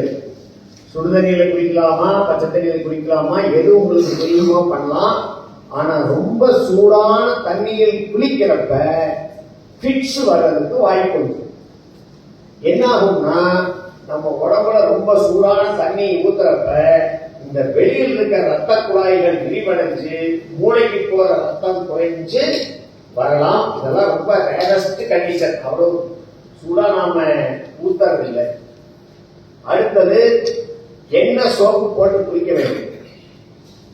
ஐடியா இருக்குதா? இந்த சோப்பு போடலாமா, அந்த சோப்பு போடலாமா? எந்த சோப்புமே வேண்டியதில்லை, எந்த ஆணியுமே கொடுக்க வேண்டியதில்லை. ஏன்னா ஆணி அப்படிங்கிறதுதான் வருது. சமஸ்கிருதத்துல இந்த செவுத்துல அடிக்கிறவங்களா, அதுக்கு பேரும் ஆணி. மனைவிக்கும் ஆணி. மனைவிக்கு சமஸ்கிருதத்துல ஆணி அப்படின்னு பேர். எப்படி ஆணுக்கு நம்ம என்ன சொல்றோம், புருஷன் அப்படின்ட்டு. ஆணி அப்படின்னா மனைவியை குறிக்கும். பவனுடைய மனைவி பவானி, இந்திரனுடைய மனைவி இந்திராணி, ருத்ரனுடைய மனைவி ருத்ராணி. அதுபோல ஆணி என்றால் மனைவியை குறிக்கும். ஒருவேளை அர்த்தத்தோட தான் வச்சிருப்பாங்கன்னு நினைக்கிறேன்.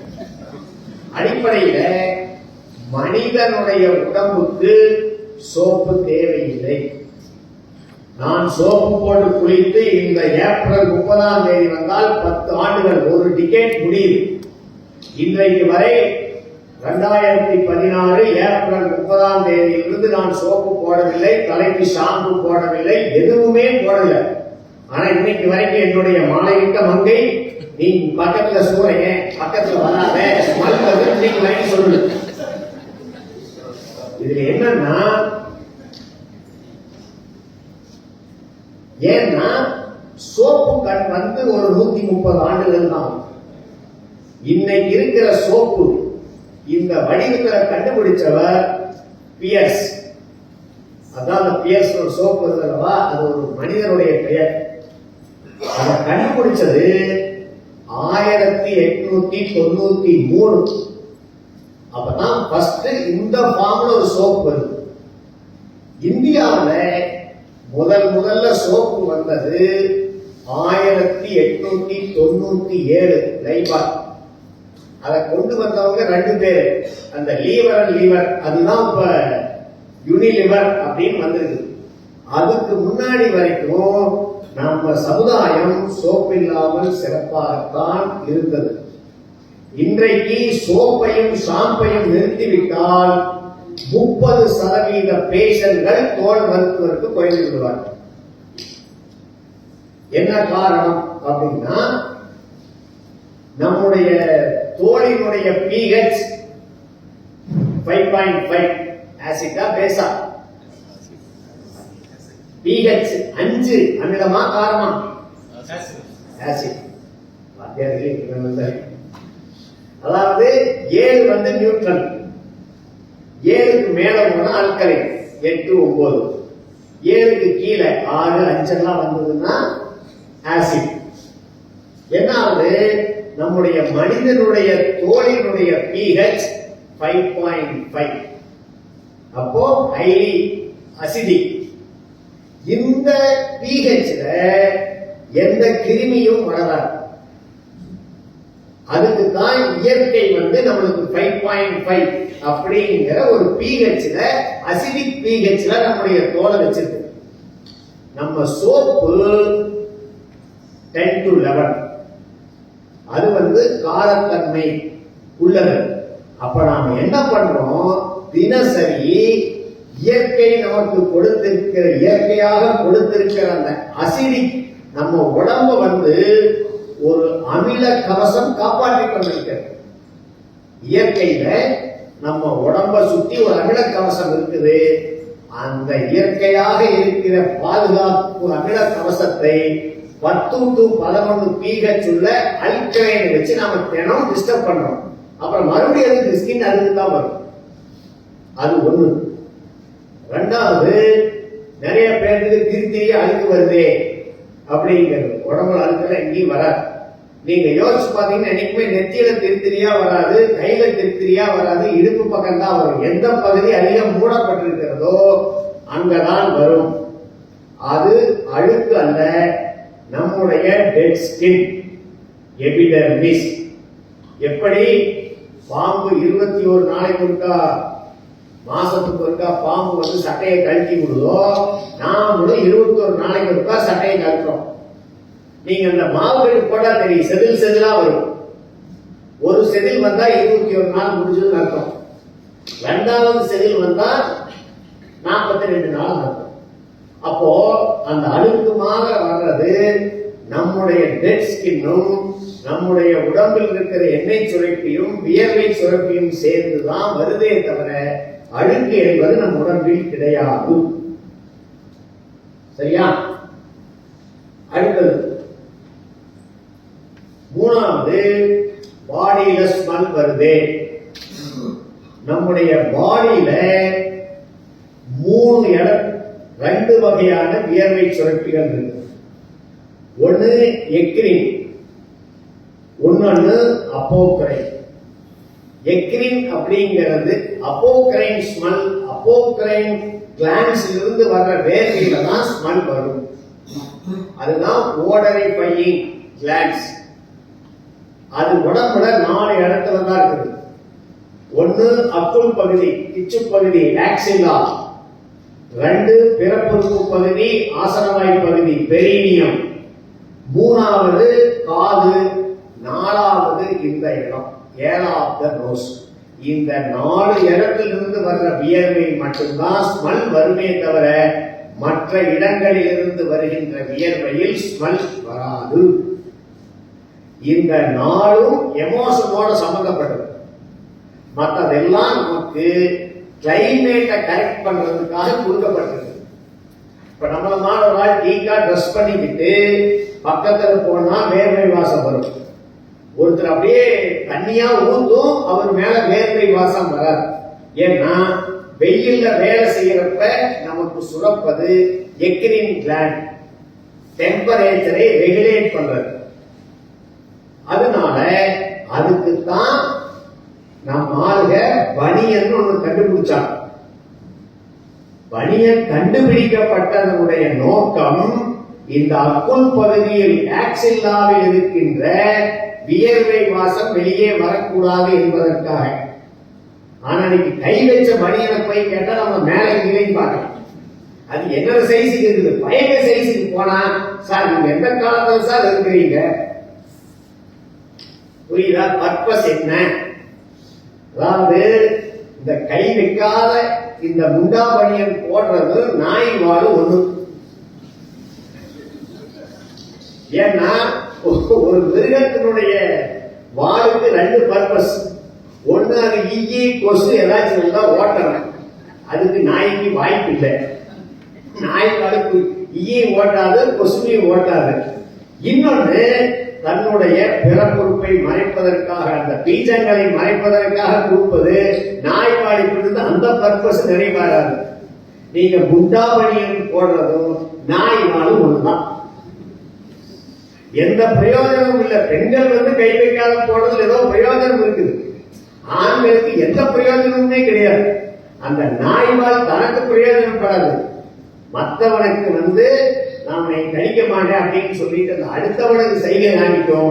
அதே போல நாம் முண்டாஸ் பனியன் போட்டிருப்பது, நான் பனியன் போட்டிருக்கின்றேன் என்று மற்றவர்களுக்கு தகவலை தெரிவிப்பதை தவிர நாய் வாலை போல முண்டாஸ் பனியனில் எந்த பிரயோஜனமும் கிடையாது. எல்லா PhD முண்டாஸ் பனியன் தான் போட்டு ஏன்னா நீங்க தவறா நினைச்சுக்கிறீங்கன்னா PhD அப்படின்னா பர்மனன்ட் ஹெட் டேமேஜ். எத்தனை PhD கை வச்ச பணியை போடுறீங்க? அப்ப நாய்மாருக்கு நம்மளுக்கு ஒன்றும் வித்தியாசம் இல்லை. அது எதை மறைக்கணுமே அதை மறைக்கிறது இல்லை. ரைட். அடுத்தது அதே போல ஷாம்பு கண்டுபிடிச்சு சமீபத்தில் ஒரு 30-40 வருஷம் தான் ஆகுது. ஷாம்பு போட்டாலும் போடலாம், போடலாம் சீயக்காய். நிறைய பேருக்கு என்னன்னா இந்த பெண்கள், நானும் பின்னாடி குசு என்னைக்கு மூளை வளர்ச்சியை பத்தி பேசணுமாறு எனக்கு தெரியல. என்னால முடி வளர்ச்சி முடிக்க பெரிய டாபிக் அப்படித்தானே. முடி அப்படிங்கிறது hair is a dead organ. முடி என்பது ஒரு டெட் ஆர்கன். இந்த சட்டையில் இருக்கிற நூலுக்கும் இந்த முடிக்கும் எந்த வித்தியாசமும் இல்லை. நீங்க முடிக்கு என்னென்னலாம் பண்றீங்களோ எல்லாமே செத்தவனுக்கு சீர் பண்ற மாதிரி தான்.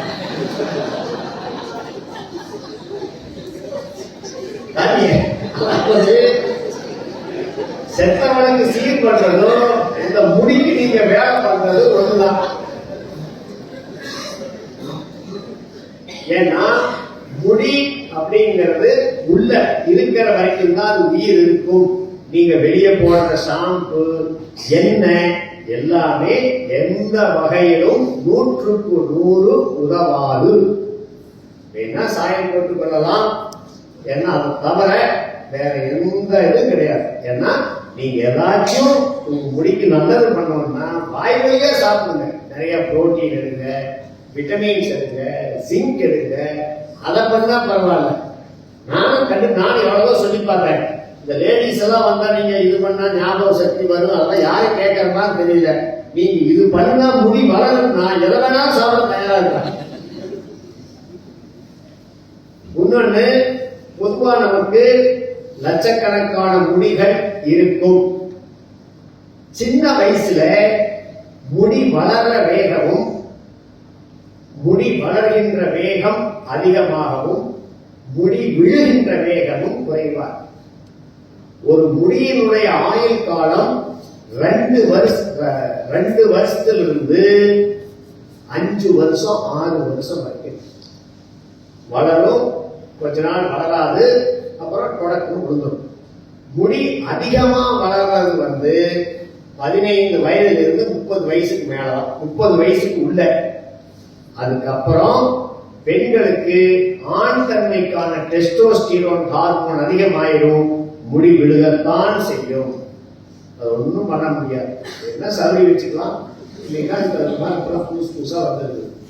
முடிக்கு it is a dead organ. இந்த துணிக்கு என்ன பண்றோமோ அதேதான் இந்த முடிக்கு. அதுல போய் உள்ள போகுது, அது வருது, இது வருதெல்லாம் நம்முடைய முட்டாள்தனத்தை மூலதனம் ஆக்குவது.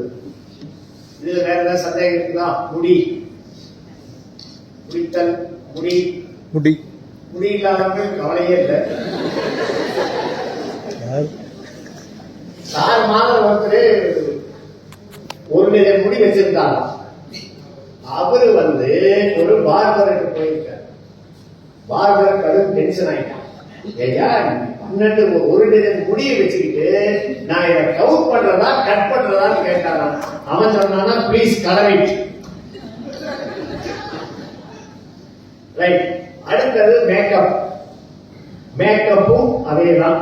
கலரெல்லாம் மாற்ற முடியாது, கருப்பா தான் இருக்கும். அடிப்படையில கருப்புன்னு ஒரு கலர் கிடையாது. நம்ம கலர் காம்பினேஷனுக்கு 5 பொருட்கள் தான் ஒரு மனிதனுடைய தோல் கலரை நிர்ணயிக்கிறது. ஒன்று ஹீமோகுளோபின், 2வது ஹீமாக்சி ஹீமோகுளோபின், ஹீமோசிடரின், மெலனின், அதுக்கப்புறம் கெரோட்டின். ஏதோ கொஞ்சம் வெள்ளையா இருக்கிறவன் கொஞ்சம் கெரோட்டின் எடுத்துக்கிட்டான்னா கொஞ்சம் கலர் வரும். நம்மளை போன்ற ஆட்களுக்கு அந்த பாக்கியமும் கிடையாது. ஏன்னா நம்ம ஊரில், நம் கலாச்சாரத்திலும் வெளிநாட்டு கலாச்சாரத்திலும் என்றைக்கும் வெள்ளை தோலுக்கு பெரிய மதிப்பு இருந்தது இல்லை. ஏன்னா அந்த காலத்துல கிளியோபாட்ரா இருந்து, ஏன்னா நம்முடைய கடவுளர்கள் எல்லாமே கருப்பாகத்தான் சித்தரிக்கப்பட்டிருக்கிறார்கள்.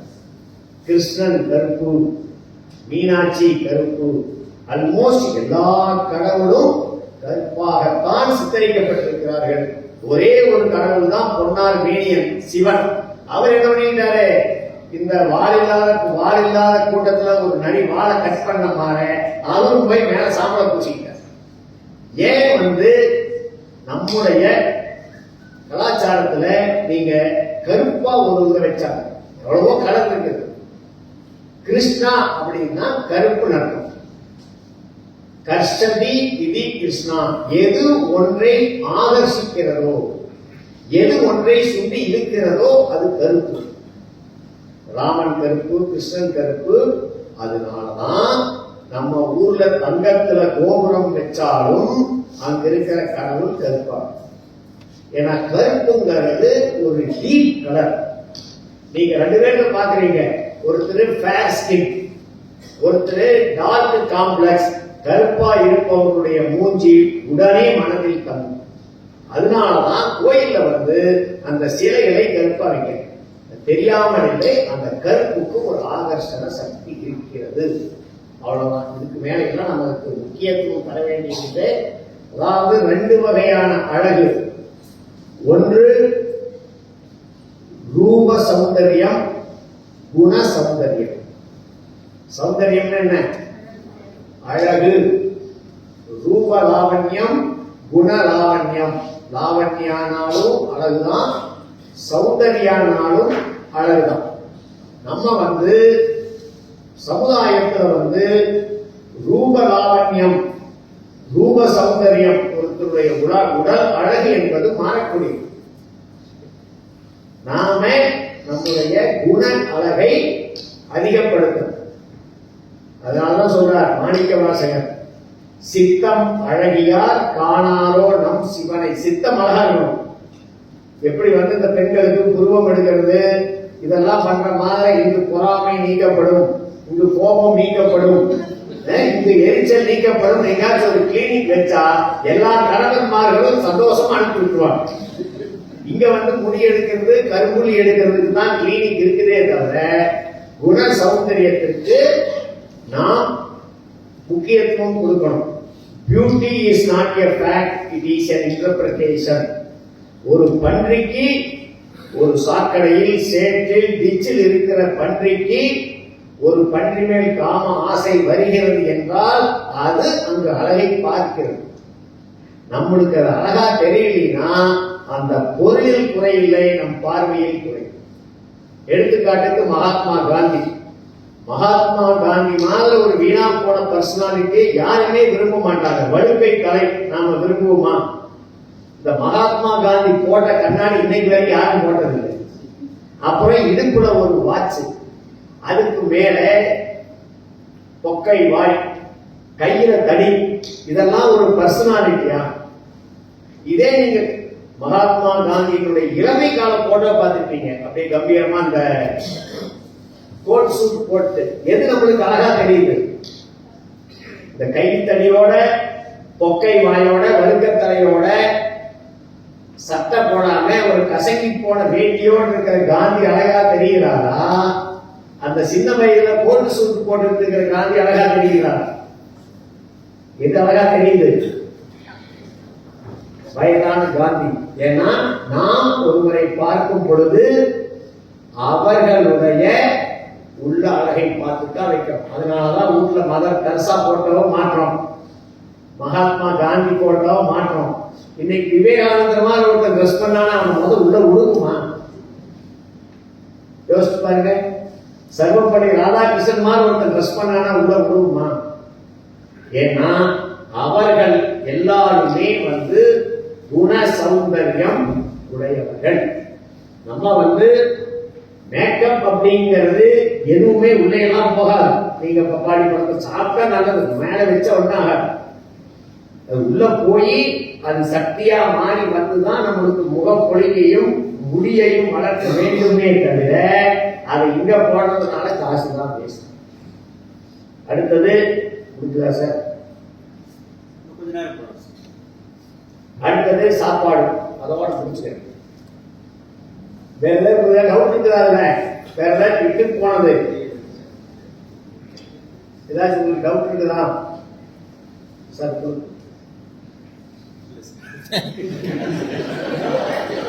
பக்கத்தில் ஆணி இருக்கிறதா?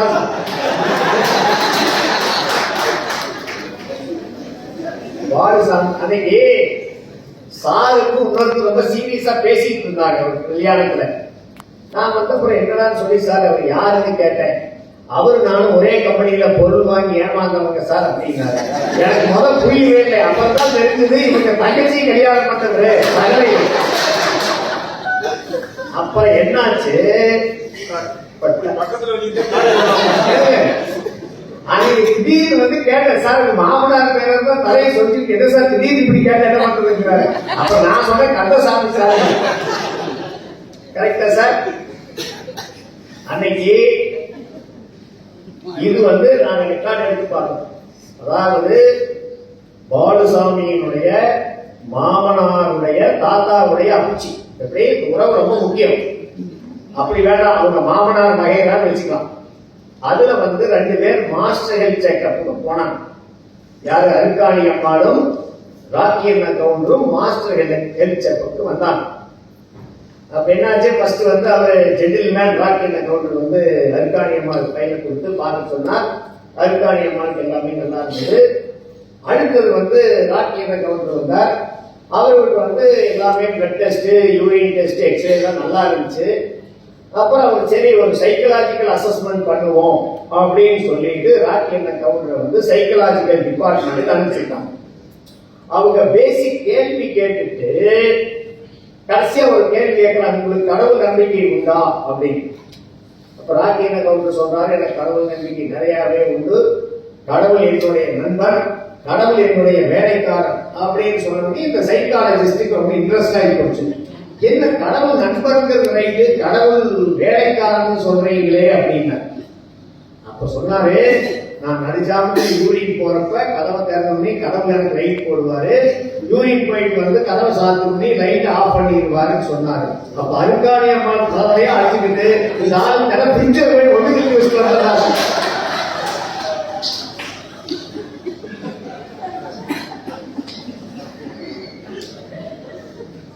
சரியா? இதுதான் ராக்கியண்ண கவுண்டரும் அருக்காணி அம்மா. இது வந்து சாருடைய மாமனார் வகையான விஷயம். அவர் டீப்பா வேண்டியது.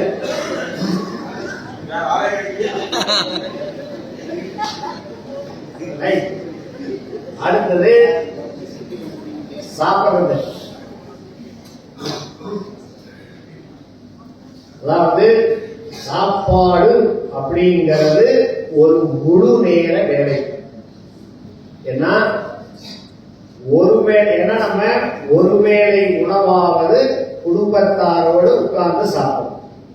காத்தால அவசர அவசரமா கிளம்புவோம், சேர்ந்து சாப்பிட்றதுக்கு வாய்ப்பு இருக்காது. மத்தியானம் நம்ம ஆபீஸ்ல சாப்பிடுவோம், வீட்டுல சாப்பிடுவாங்க.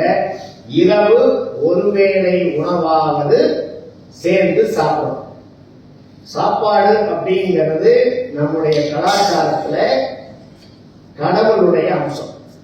அதனாலதான் சொல்றோம், அன்னலட்சுமி, தானியலட்சுமி, சாப்பாட்டை வேஸ்ட் பண்ணாத அப்படின்னு சொல்றோம்.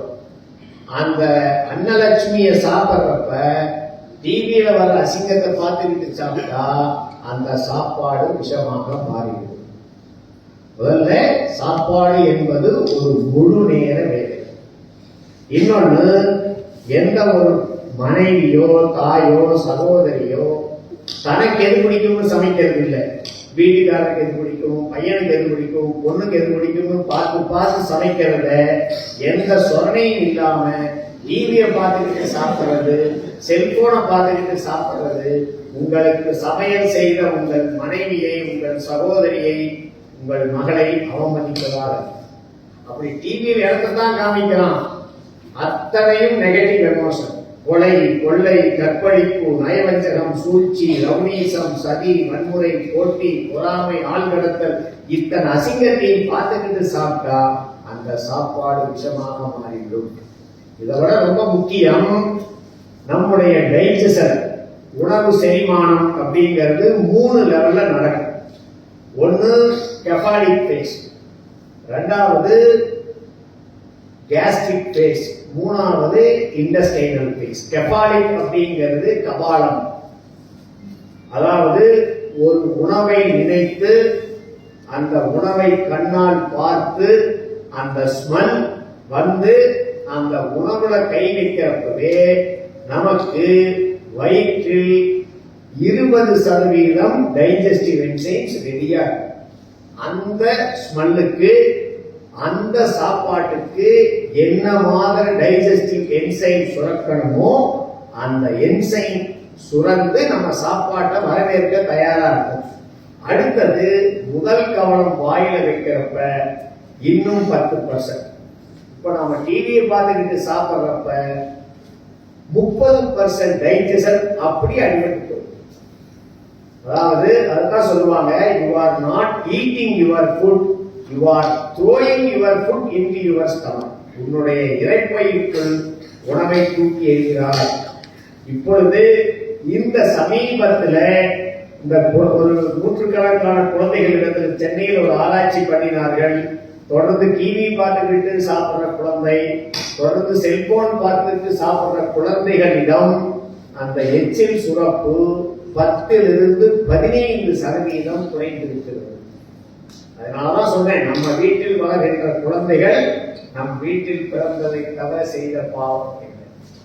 ஒருவேளை சாப்பாடாவது முழுமையா உட்கார்ந்து முழுமையா சாப்பிடுங்க. நன்றி, வணக்கம்.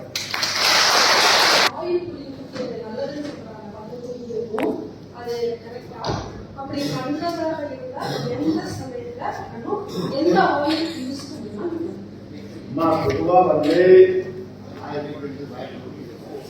அவங்க என்ன கேட்கறாங்கன்னா, ஆயில் புல்லிங் நல்லதா, ஆயில் புல்லிங் பண்ணுனா என்ன ஆயில பண்ணணும் அப்படிங்கிறது. நான் வந்து இந்த மாதிரி காசு எடுக்கிறதுக்கு முன்னாடி பல் மருத்துவர், காது மூக்கு ஒவ்வொரு டாக்டர்கிட்டையும் போய் நான் இன்ஃபர்மேஷன் கேட்டு வந்துதான் இவ்வளவு பண்றேன்.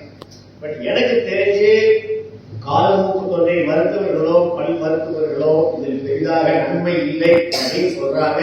நீங்க பண்றதுனால தப்பு இல்லை, பண்ணாம என்ன அநேகமா வந்து நல்ல நீங்க தான் பண்ணுவாங்க.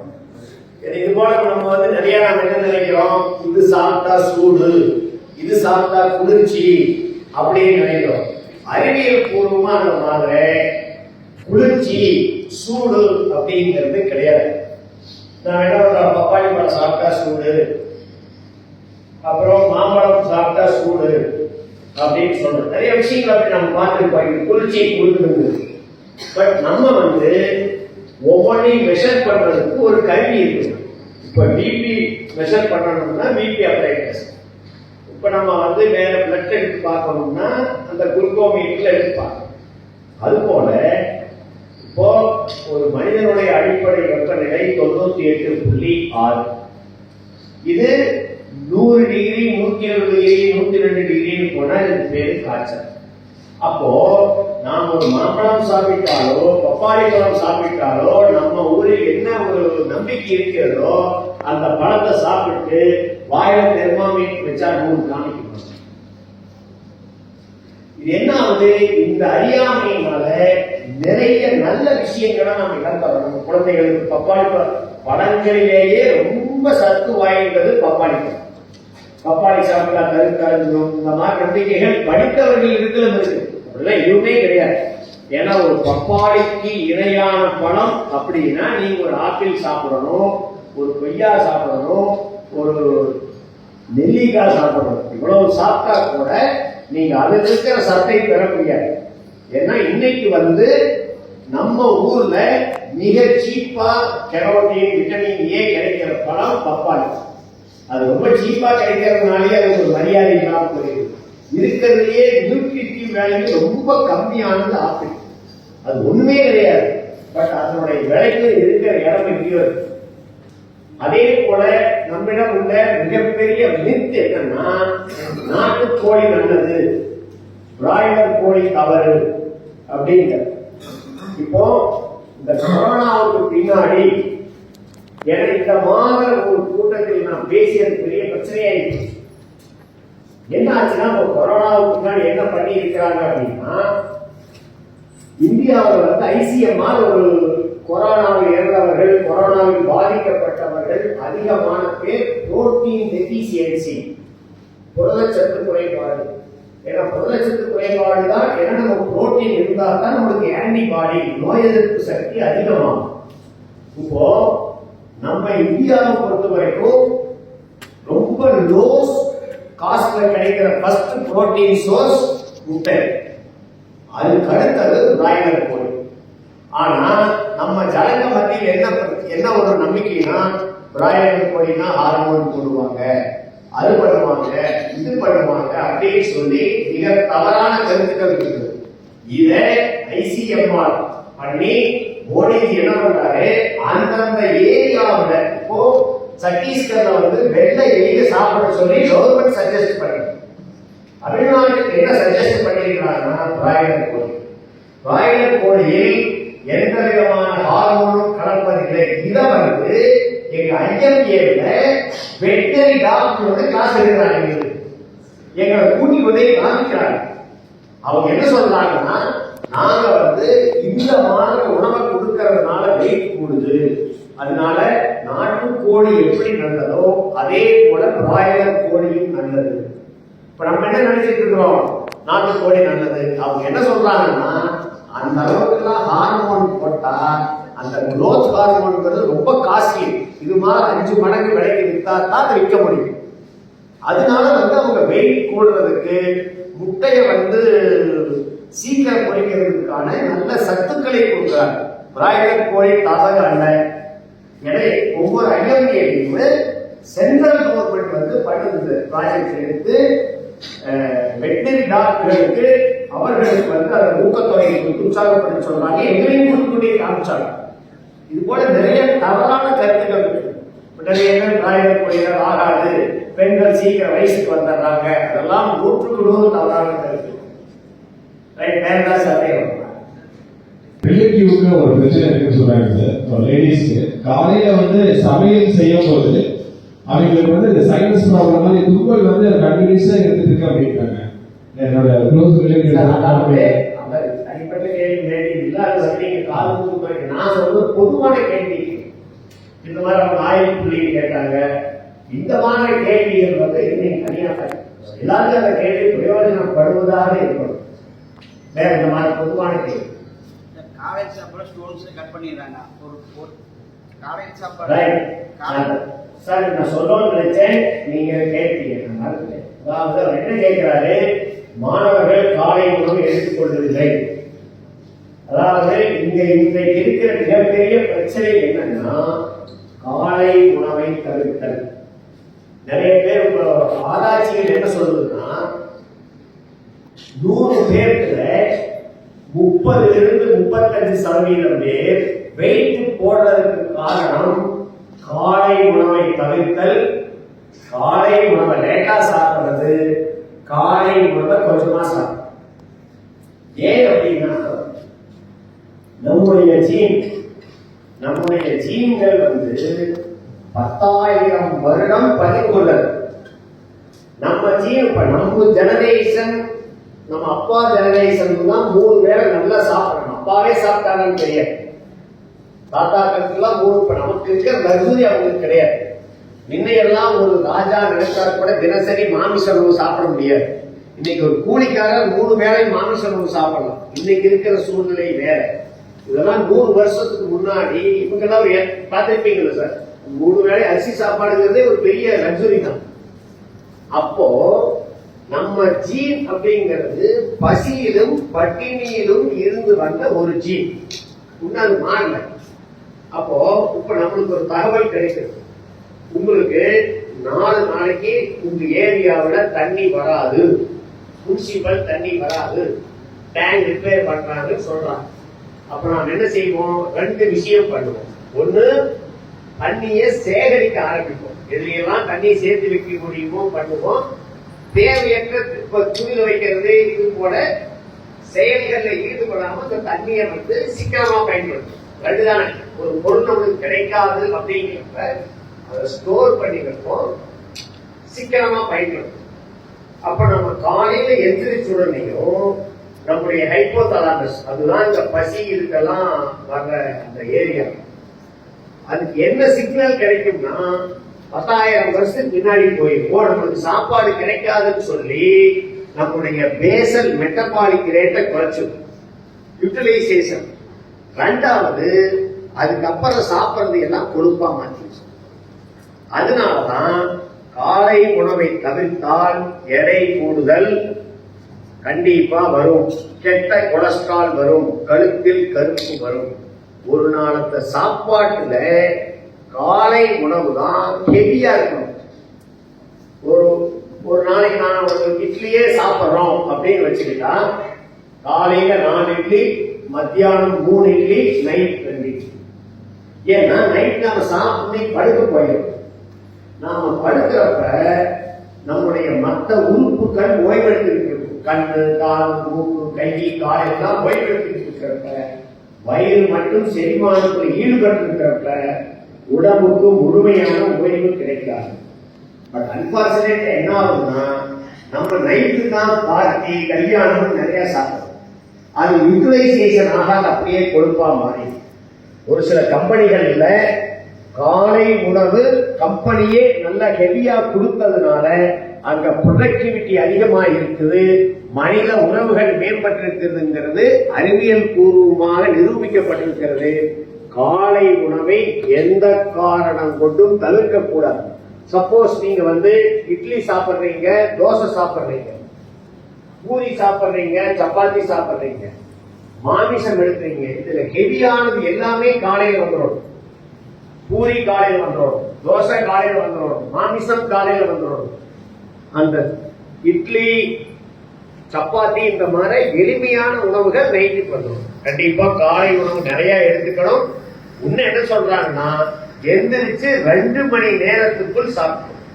அந்த பசிங்கிற ஃபீலிங் வர்றதுக்கு முன்னாடி சாப்பிட்டுட்டோம்னா நமக்கு பாடியினுடைய மெட்டபாலிக் ரேட் அதிகமாயிரும்.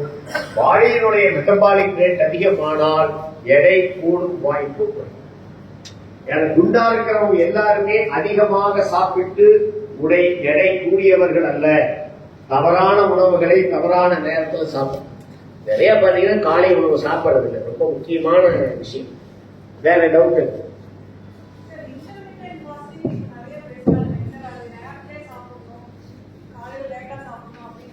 ஆமா, நீங்க பாருங்க, 5 வருஷத்துக்கு ஒருக்கா ஆராய்ச்சிகள், நானெல்லாம் 20 வருஷத்துக்கு முன்னாடி என்ன சொன்னனோ அதையே இன்னைக்கு மாத்தி பேசுறேன். நான் 20 வருஷத்துக்கு முன்னாடி இப்படி பேசுறப்ப என்ன சொல்றோம், நீங்க எண்ணெய் அதிகம் பயன்படுத்த கூடாது, ஒரு நாளைக்கு 1/2 லிட்டர் தான் பயன்படுத்தணும் அப்படின்னு சொல்றோம்.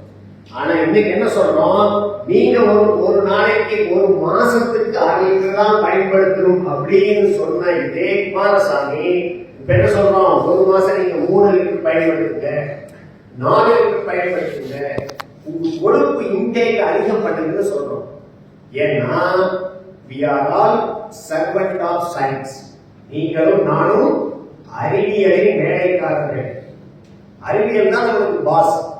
ஏன்னா அறிவியல் எப்பவுமே ஒரே மாதிரி தான் இருக்கு. ஆனா அண்டர்ஸ்டாண்டிங் அபவுட் அறிவியல் மாறிக்கிட்டே இருக்கு. நாமெல்லாம் படிச்சப்ப ஃபுட் பிரமிட் இருக்கும். நீங்க பிளஸ் 2 எல்லாம் படிச்சிருப்பீங்க, அல்லது காலேஜ்ல படிச்சிருப்பீங்க. இன்னைக்கு அந்த ஃபுட் பிரமிட் அப்படிங்கிற கான்செப்ட் போய் ஃபுட் பிளேட் அப்படின்னு வந்துருச்சு. அதனால இந்த அவங்க கேட்கறது என்னன்னா, எடை குறைப்புக்கு இன்டர்மிட்டன்ட் ஃபாஸ்டிங் எந்த வகையில் உதவுது? இது உங்களுக்கு எல்லாத்துக்குமே பிரயோஜனமா இருக்கு. இன்னைக்கு நம்மள நிறைய பேருடைய பிரச்சனை என்னன்னா, எடை அதிகமாகும். இப்போ சமீபத்தில் நீங்க வேலையோ டயட் அப்படின்னு கேள்விப்பட்டிருக்கீங்க. அது ஒரு அறிவியல் பூர்வமானதான், அது தப்பெல்லாம் கிடையாது.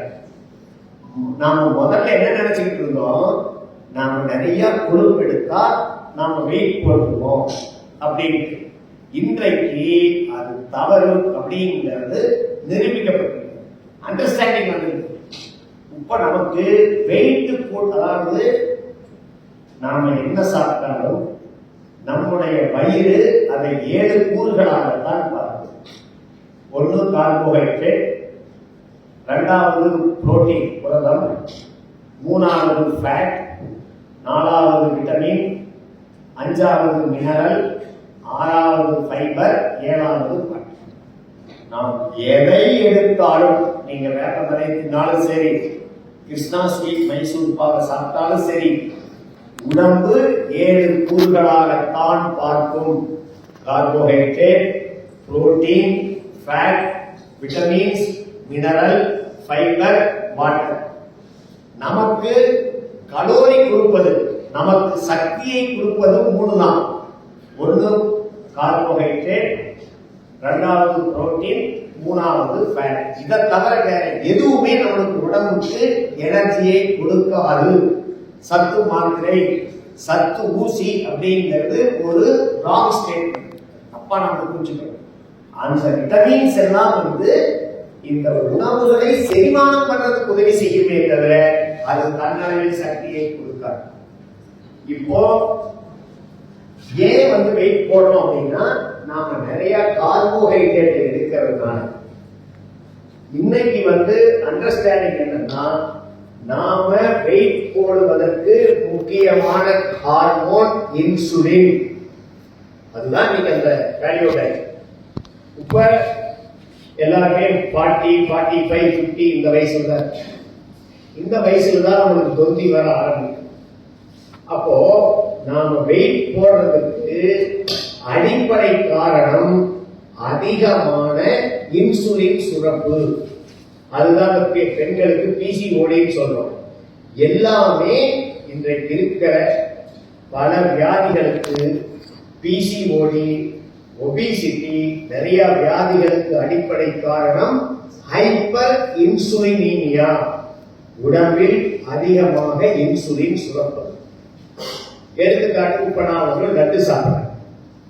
அந்த லட்டை செரிமானம் பண்ணுவதற்கு நீங்களா ஒரு புரிஞ்சுக்குவீங்கன்னு சொல்றேன். இந்த லட்டை செரிமானம் பண்ணுவதற்கு ஒரு நார்மல் பர்சனுக்கு 5 யூனிட் இன்சுலின் வேணும். எனக்கு சர்க்கரை வியாதி இருக்குது, உடல் பருமனா இருக்கிறேன், எனக்கு இன்சுலின் ரெசிஸ்டன்ஸ் இருக்கு. அப்போ 5 யூனிட் கொடுத்தா ஒரு லட்டு செரிமானம் ஆகிற இடத்துல எனக்கு 7 யூனிட் 10 யூனிட் தேவைப்படும். அப்போ இந்த 2 யூனிட் 3 யூனிட் என்ன பண்ணும்னா, உடம்புல இருக்கிற எனர்ஜியை கொழுப்பாக மாற்றிவிடும். அப்பதான் உங்களுக்கு வருது. அப்ப நம்ம சாப்பாட்டை குறைக்கிறப்ப, நீங்க நீண்ட நேரம் இடைவெளி விடுறப்ப இன்சுலின் சுரப்பு இருக்காது. அந்த இன்டர்மிட்டன்ட் ஃபாஸ்டிங்ல நீங்க ஒரு உடம்பு டேஸ்ட் கூட பண்ணக்கூடாது. கேள்விப்பட்டிருக்கீங்களா? ஒரு டேஸ்ட் கூட பண்ணக்கூடாது. அதை பண்ணீங்கன்னா மறுபடியும் இன்சுலின் சொல்லணும். தண்ணி மட்டும் குடிக்கலாம். சோ இன்றைக்கு வெயிட்டை குறைக்க வேண்டும் என்றால் கார்போஹைட்ரேட்டை குறைக்க வேண்டும். நமக்கு வெயிட் போடுறது 5 பொருட்கள். ஒன்று சுகர் இன் எனி ஃபார்ம். அஸ்கா சர்க்கரை, நாட்டு சர்க்கரை, வெல்லம், கருப்பட்டி, தேன் எல்லாமே வெயிட்டை கூட்டும். ரெண்டாவது மைதா இன் எனி ஃபார்ம். ஏன்னா இன்னைக்கு வீட்டுக்கு மைதா வாங்கறது இல்லை. கேக்கு, பப்ஸ், பண்ணு, பிஸ்கட்டு, பரோட்டா எல்லாம். மூணாவது கோதுமை கடுமையா வெயிட்டை கூட்டும். நாம நினைச்சிட்டு இருக்கிறோம் கோதுமை ஹை கிளைசெமிக் இண்டெக்ஸ் கடுமையா வெயிட்டை கூட்டும். நாலாவது ரவை, 5வது கார்ன், 6வது அரிசி. இந்த 6 மட்டும்தான் வெயிட்டை கூட்டும். ஒன்று சுகர் இன் எனி ஃபார்ம், ரெண்டாவது மைதா இன் எனி ஃபார்ம்.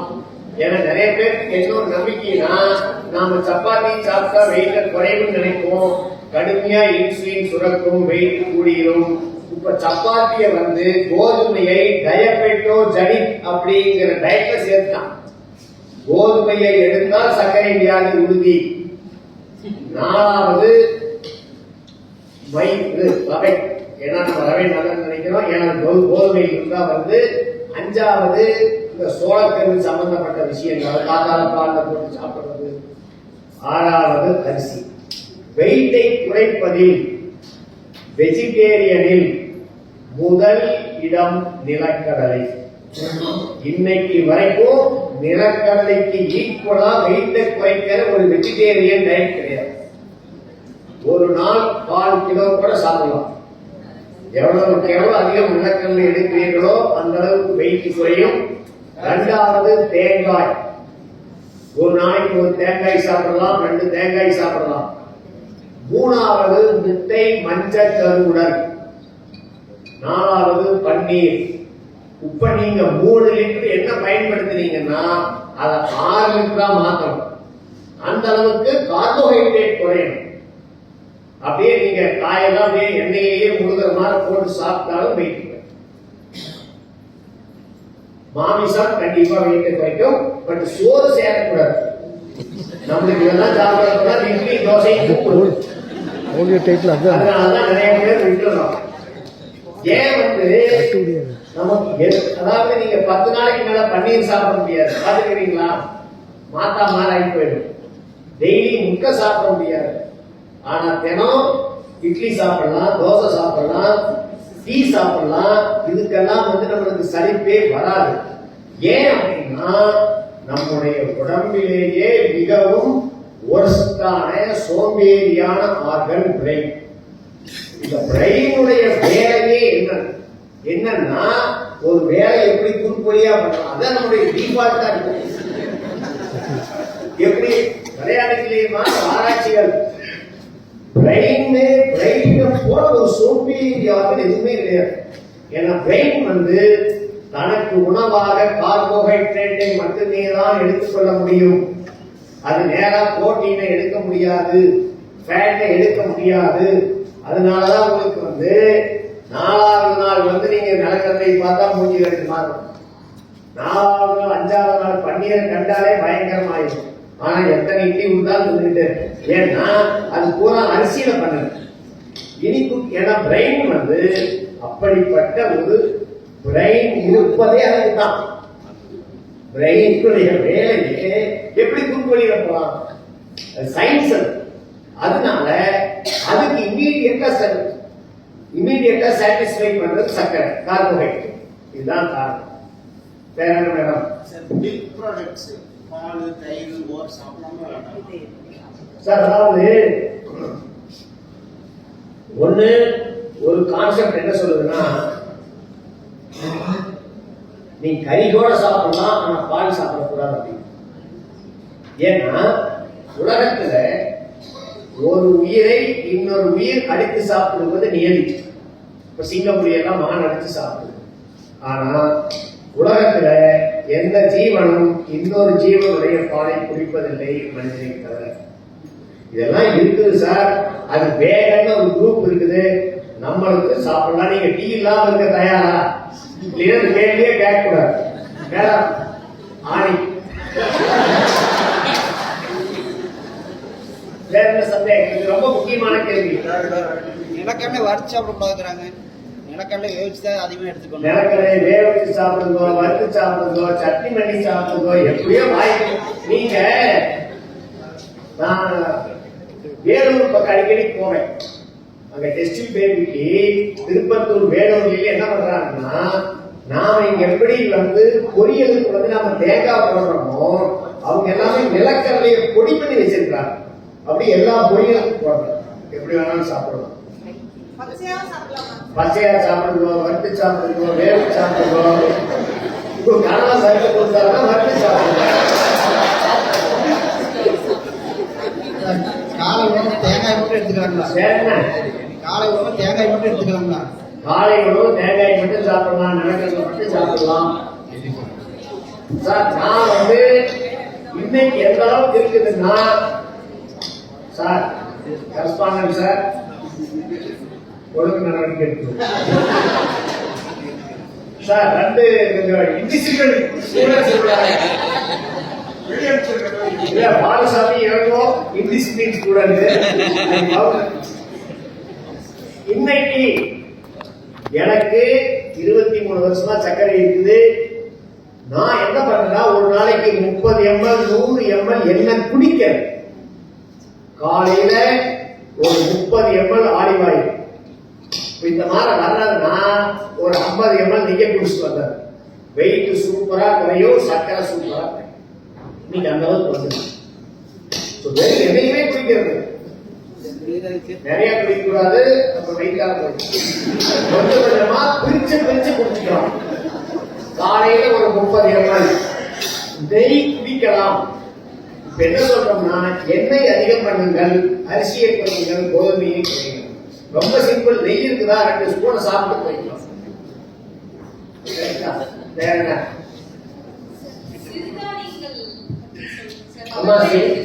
அம்மா சிறுதானியம் அப்படிங்கிறது அதுவும் கார்போஹைட்ரேட் தான். சிறுதானியங்கள் என்ன ஒரு நன்மை அப்படின்னா, அதுல ஃபைபர் அதிகமானது. இன்னைக்கு வந்து டயபெட்டிஸ்க்கு என்ன சொல்றோம்னா, இன்னைக்கு எல்லாமே மாறி போச்சு. இப்போ அரிசியில வந்து நாம பூராமே எடுத்து பாலிஷ் பண்றோம். கம்புல 7 லேயர் ஃபைபர் இருக்கு, அதை குறைவா பயன்படுத்திக்கணும். சிறுதானியமும் form of carbohydrate. Weight gaining ஒரு பிரச்சனை இல்லைன்னா தாராளமா சாப்பிடும். இப்ப நீங்க வெயிட் போடுறீங்க பயப்பட்டா சிறுதானியம் வேண்டியது வேணா சேர்த்து ரொம்ப. ஏன் நிறைய பேருக்கு ஒரு டயட்டை நம்மளால ஃபாலோ பண்ண முடியல அப்படின்னா, நாம் ஒரு பழக்கத்தை தொடர்ந்து கை கொள்ள வேண்டும் என்றால் அந்த பழக்கம் நம்மளுக்கு ஒரு சந்தோஷத்தை கொடுக்கணும். அது சந்தோஷத்தை கொடுக்காதனாலதான் நம்ம பழக்கம் கொடுக்கணும். உங்களுக்கு அது சாப்பிடுறதுனால ஒன்றும் பிரச்சனை இல்லை, உங்களுக்கு போர் அடிக்காது, சாப்பிட சந்தோஷமா சாப்பிடும். ரைட், அவ்வளவுதானா?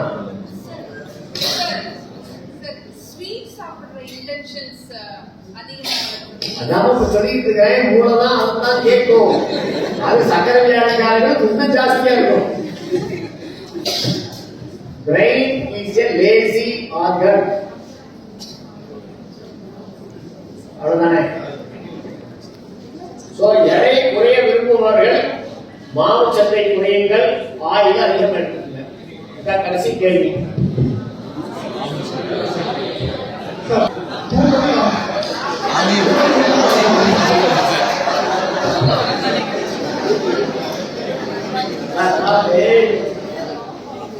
நைட் வந்து இந்த நாம் என்ன பண்றோம்னா, நாம வாழ்றது இந்தியாவில், ஆனா நம்ம லைஃப் ஸ்டைல் ஜெர்மன் நேரத்துக்கு இருக்குது. நம்மளோட நம்ம 3 மணி நேரம் தள்ளி இருக்கிறோம். நாம 9 மணிக்கு தூங்கணும், ஆனா நம்ம என்ன பண்றோம், ஜெர்மன்ல 12 மணிக்கு நாம 3 மணி நேரம் தள்ளி பண்றோம். அது எல்லாமே குறைக்கணும். நம்முடைய உடம்பு படைக்கப்பட்டது சன் கிளாக்குக்காக. இந்த உடம்பு சூரிய வெளிச்சத்தை மட்டுமே அடிப்படையாக கொண்டு வந்திருக்குது. இப்ப நாம் என்ன பண்றோம்னா, சூரிய வெளிச்சம் இல்லைன்னா நம்ம எத்தனை மணிக்கு படுப்போம்? 7:30 மணி 8 மணிக்கு படுத்துவோம். டிவி பார்க்க மாட்டோம், செல்போன் பார்க்க மாட்டோம். இது எல்லாமே சார் இன்னைக்கு எங்க வீட்டுல நாங்க 8:30 மணிக்கு படுக்கிறோம் சார். இன்னைக்கு வரைக்கும் டிவி கிடையாது, வீட்டுக்கு போனா நெட் ஆன் பண்ண மாட்டோம். என்னுடைய நேரம் என்னுடைய மனைவிக்கு, என்னுடைய நேரம் என்னுடைய குழந்தைகளுக்கு. எத்தனை பேர் அப்படி இருக்கிறீங்க? என்னுடைய நேரம் வாட்ஸ்அப்புக்கு. அதாவது உலகத்தில் கலைந்திருந்த முட்டாள்தனம் உங்களுடைய நேரத்தை மற்றவர்கள் காசாக்குவதற்கு அனுமதித்தல். ஒருத்தர் டிவி கம்பெனி வச்சிருக்கிறான் அப்படின்னாலே அவன் காசு சம்பாதிக்கிறதுக்கு ஒரு கம்பெனி வச்சிருக்கிறான். அதுல பாடுறவன் காசுக்கு பாடுறான், ஆடுறவன் காசுக்கு ஆடுறான், பேசுறவன் காசுக்கு பேசுறான், நடிக்கிறவன் காசுக்கு நடிக்கிறான். அது அவனுடைய தொழில். நம்முடைய தொழில் என்ன? அவன் ராத்திரி எனக்கு வைத்தறிச்சா வர்றது, நாம ஒரு 1/2 மணி நேரம் 3/4 மணி நேரம் நடந்து வாக்கிங் போனா உருப்படுவோமா? அடுத்தவன் கிரிக்கெட் விளையாடுற 4 மணி நேரம் பார்த்தா உருப்படுவோமா? இதுக்குதான் ஆண்டவன் அறிவை கொடுத்திருக்கிறான். இதெல்லாம் நம்முடைய தவறான வாழ்க்கை முறை. மனு தர்மத்தில் என்ன சொல்லுதுன்னா, மனிதனுடைய முதல் கடமை பகலில் வேலை செய்தல், இரவில் உறங்குதல். ஏன்னா நம்ம தூங்குவதற்கு காரணமான கெமிக்கல் மெலட்டோனின். அந்த மெலட்டோனின் அப்படிங்கிறது இருளில் தான் சுரக்கும். ஒரு 7 to 9 சுரக்கும். நாம் என்ன பண்ணணும்னா, ஒரு 8:30 மணிக்கெல்லாம் லைட் ஆஃப் பண்ணிட்டு பிரெயினுக்கு வந்து சொல்லணும் இருட்டாயிருச்சு அப்படின்னு. இந்த உலகத்துக்கு மிகப்பெரிய உடல் நலத்துக்கு கெடுதல் செய்த ஆள் வந்து இந்த தாமஸ் ஆல்வா எடிசன். அந்த ஆள் வந்து கரண்ட கண்டுபிடிக்கினா எல்லாருமே நல்லா இருக்கும். சோ எப்ப நாம இரவை பகலாக்கி வேலை செய்கின்றோமோ அப்பொழுதுதான் நமக்கு பிரச்சனைகள் அதிகம். இப்ப ஆய்வுகள் என்ன சொல்லுதுன்னா, பகலில் தூங்கி இரவில் வேலை செய்கின்ற சாப்ட்வேர் என்ஜினியர்களுக்கு கேன்சர் ரிஸ்க் அதிகம். ஏன்னா நம்ம உடம்புல மிகப்பெரிய பாதுகாப்பு பொருள் மெலட்டோனின். அந்த மெலட்டோனின் இரவுதான் சுரக்கும், பகலில் சுரக்காது. இரவிலும் இருட்டில தான் சுரக்கும். அப்போ நம்ம இரவை பகலாக்கி வேலை செய்யறப்ப அந்த மெலட்டோனின் நம்மளுக்கு சுரக்காதப்ப உடம்பில் அத்தனை பிரச்சனைகளும். அது வந்து நேரத்தில் டிவி ஆஃப் பண்ணுங்க. ஒரு குடும்பம் நல்லா இருக்கணும்னா 7 to 7 no TV no cellphone இருந்து பாருங்க. தூக்க வழியா மறுபடியும் அவ்வளவுதான் சார். பயன் பிறரை செழுமைப்படுத்துவது, மானுட சமூகத்தை வளப்படுத்தி முன்னேற்றுவது என்ற வரிகளுக்கு ஏற்ப நம் விருந்தினர் அவர்களின் சொற்பொழிவு நம் அனைவரும் பயன்பெறும் வகையில் இருந்தது. தங்களை மதிப்பு மிக்க நேரத்தில் சிறப்புரை வழங்கி இந்த நிகழ்வினை பெருமைப்படுத்திய டாக்டர் குமாரசாமி அவர்களுக்கு நெஞ்சார்ந்த நன்றிகள். மாணவர்களின்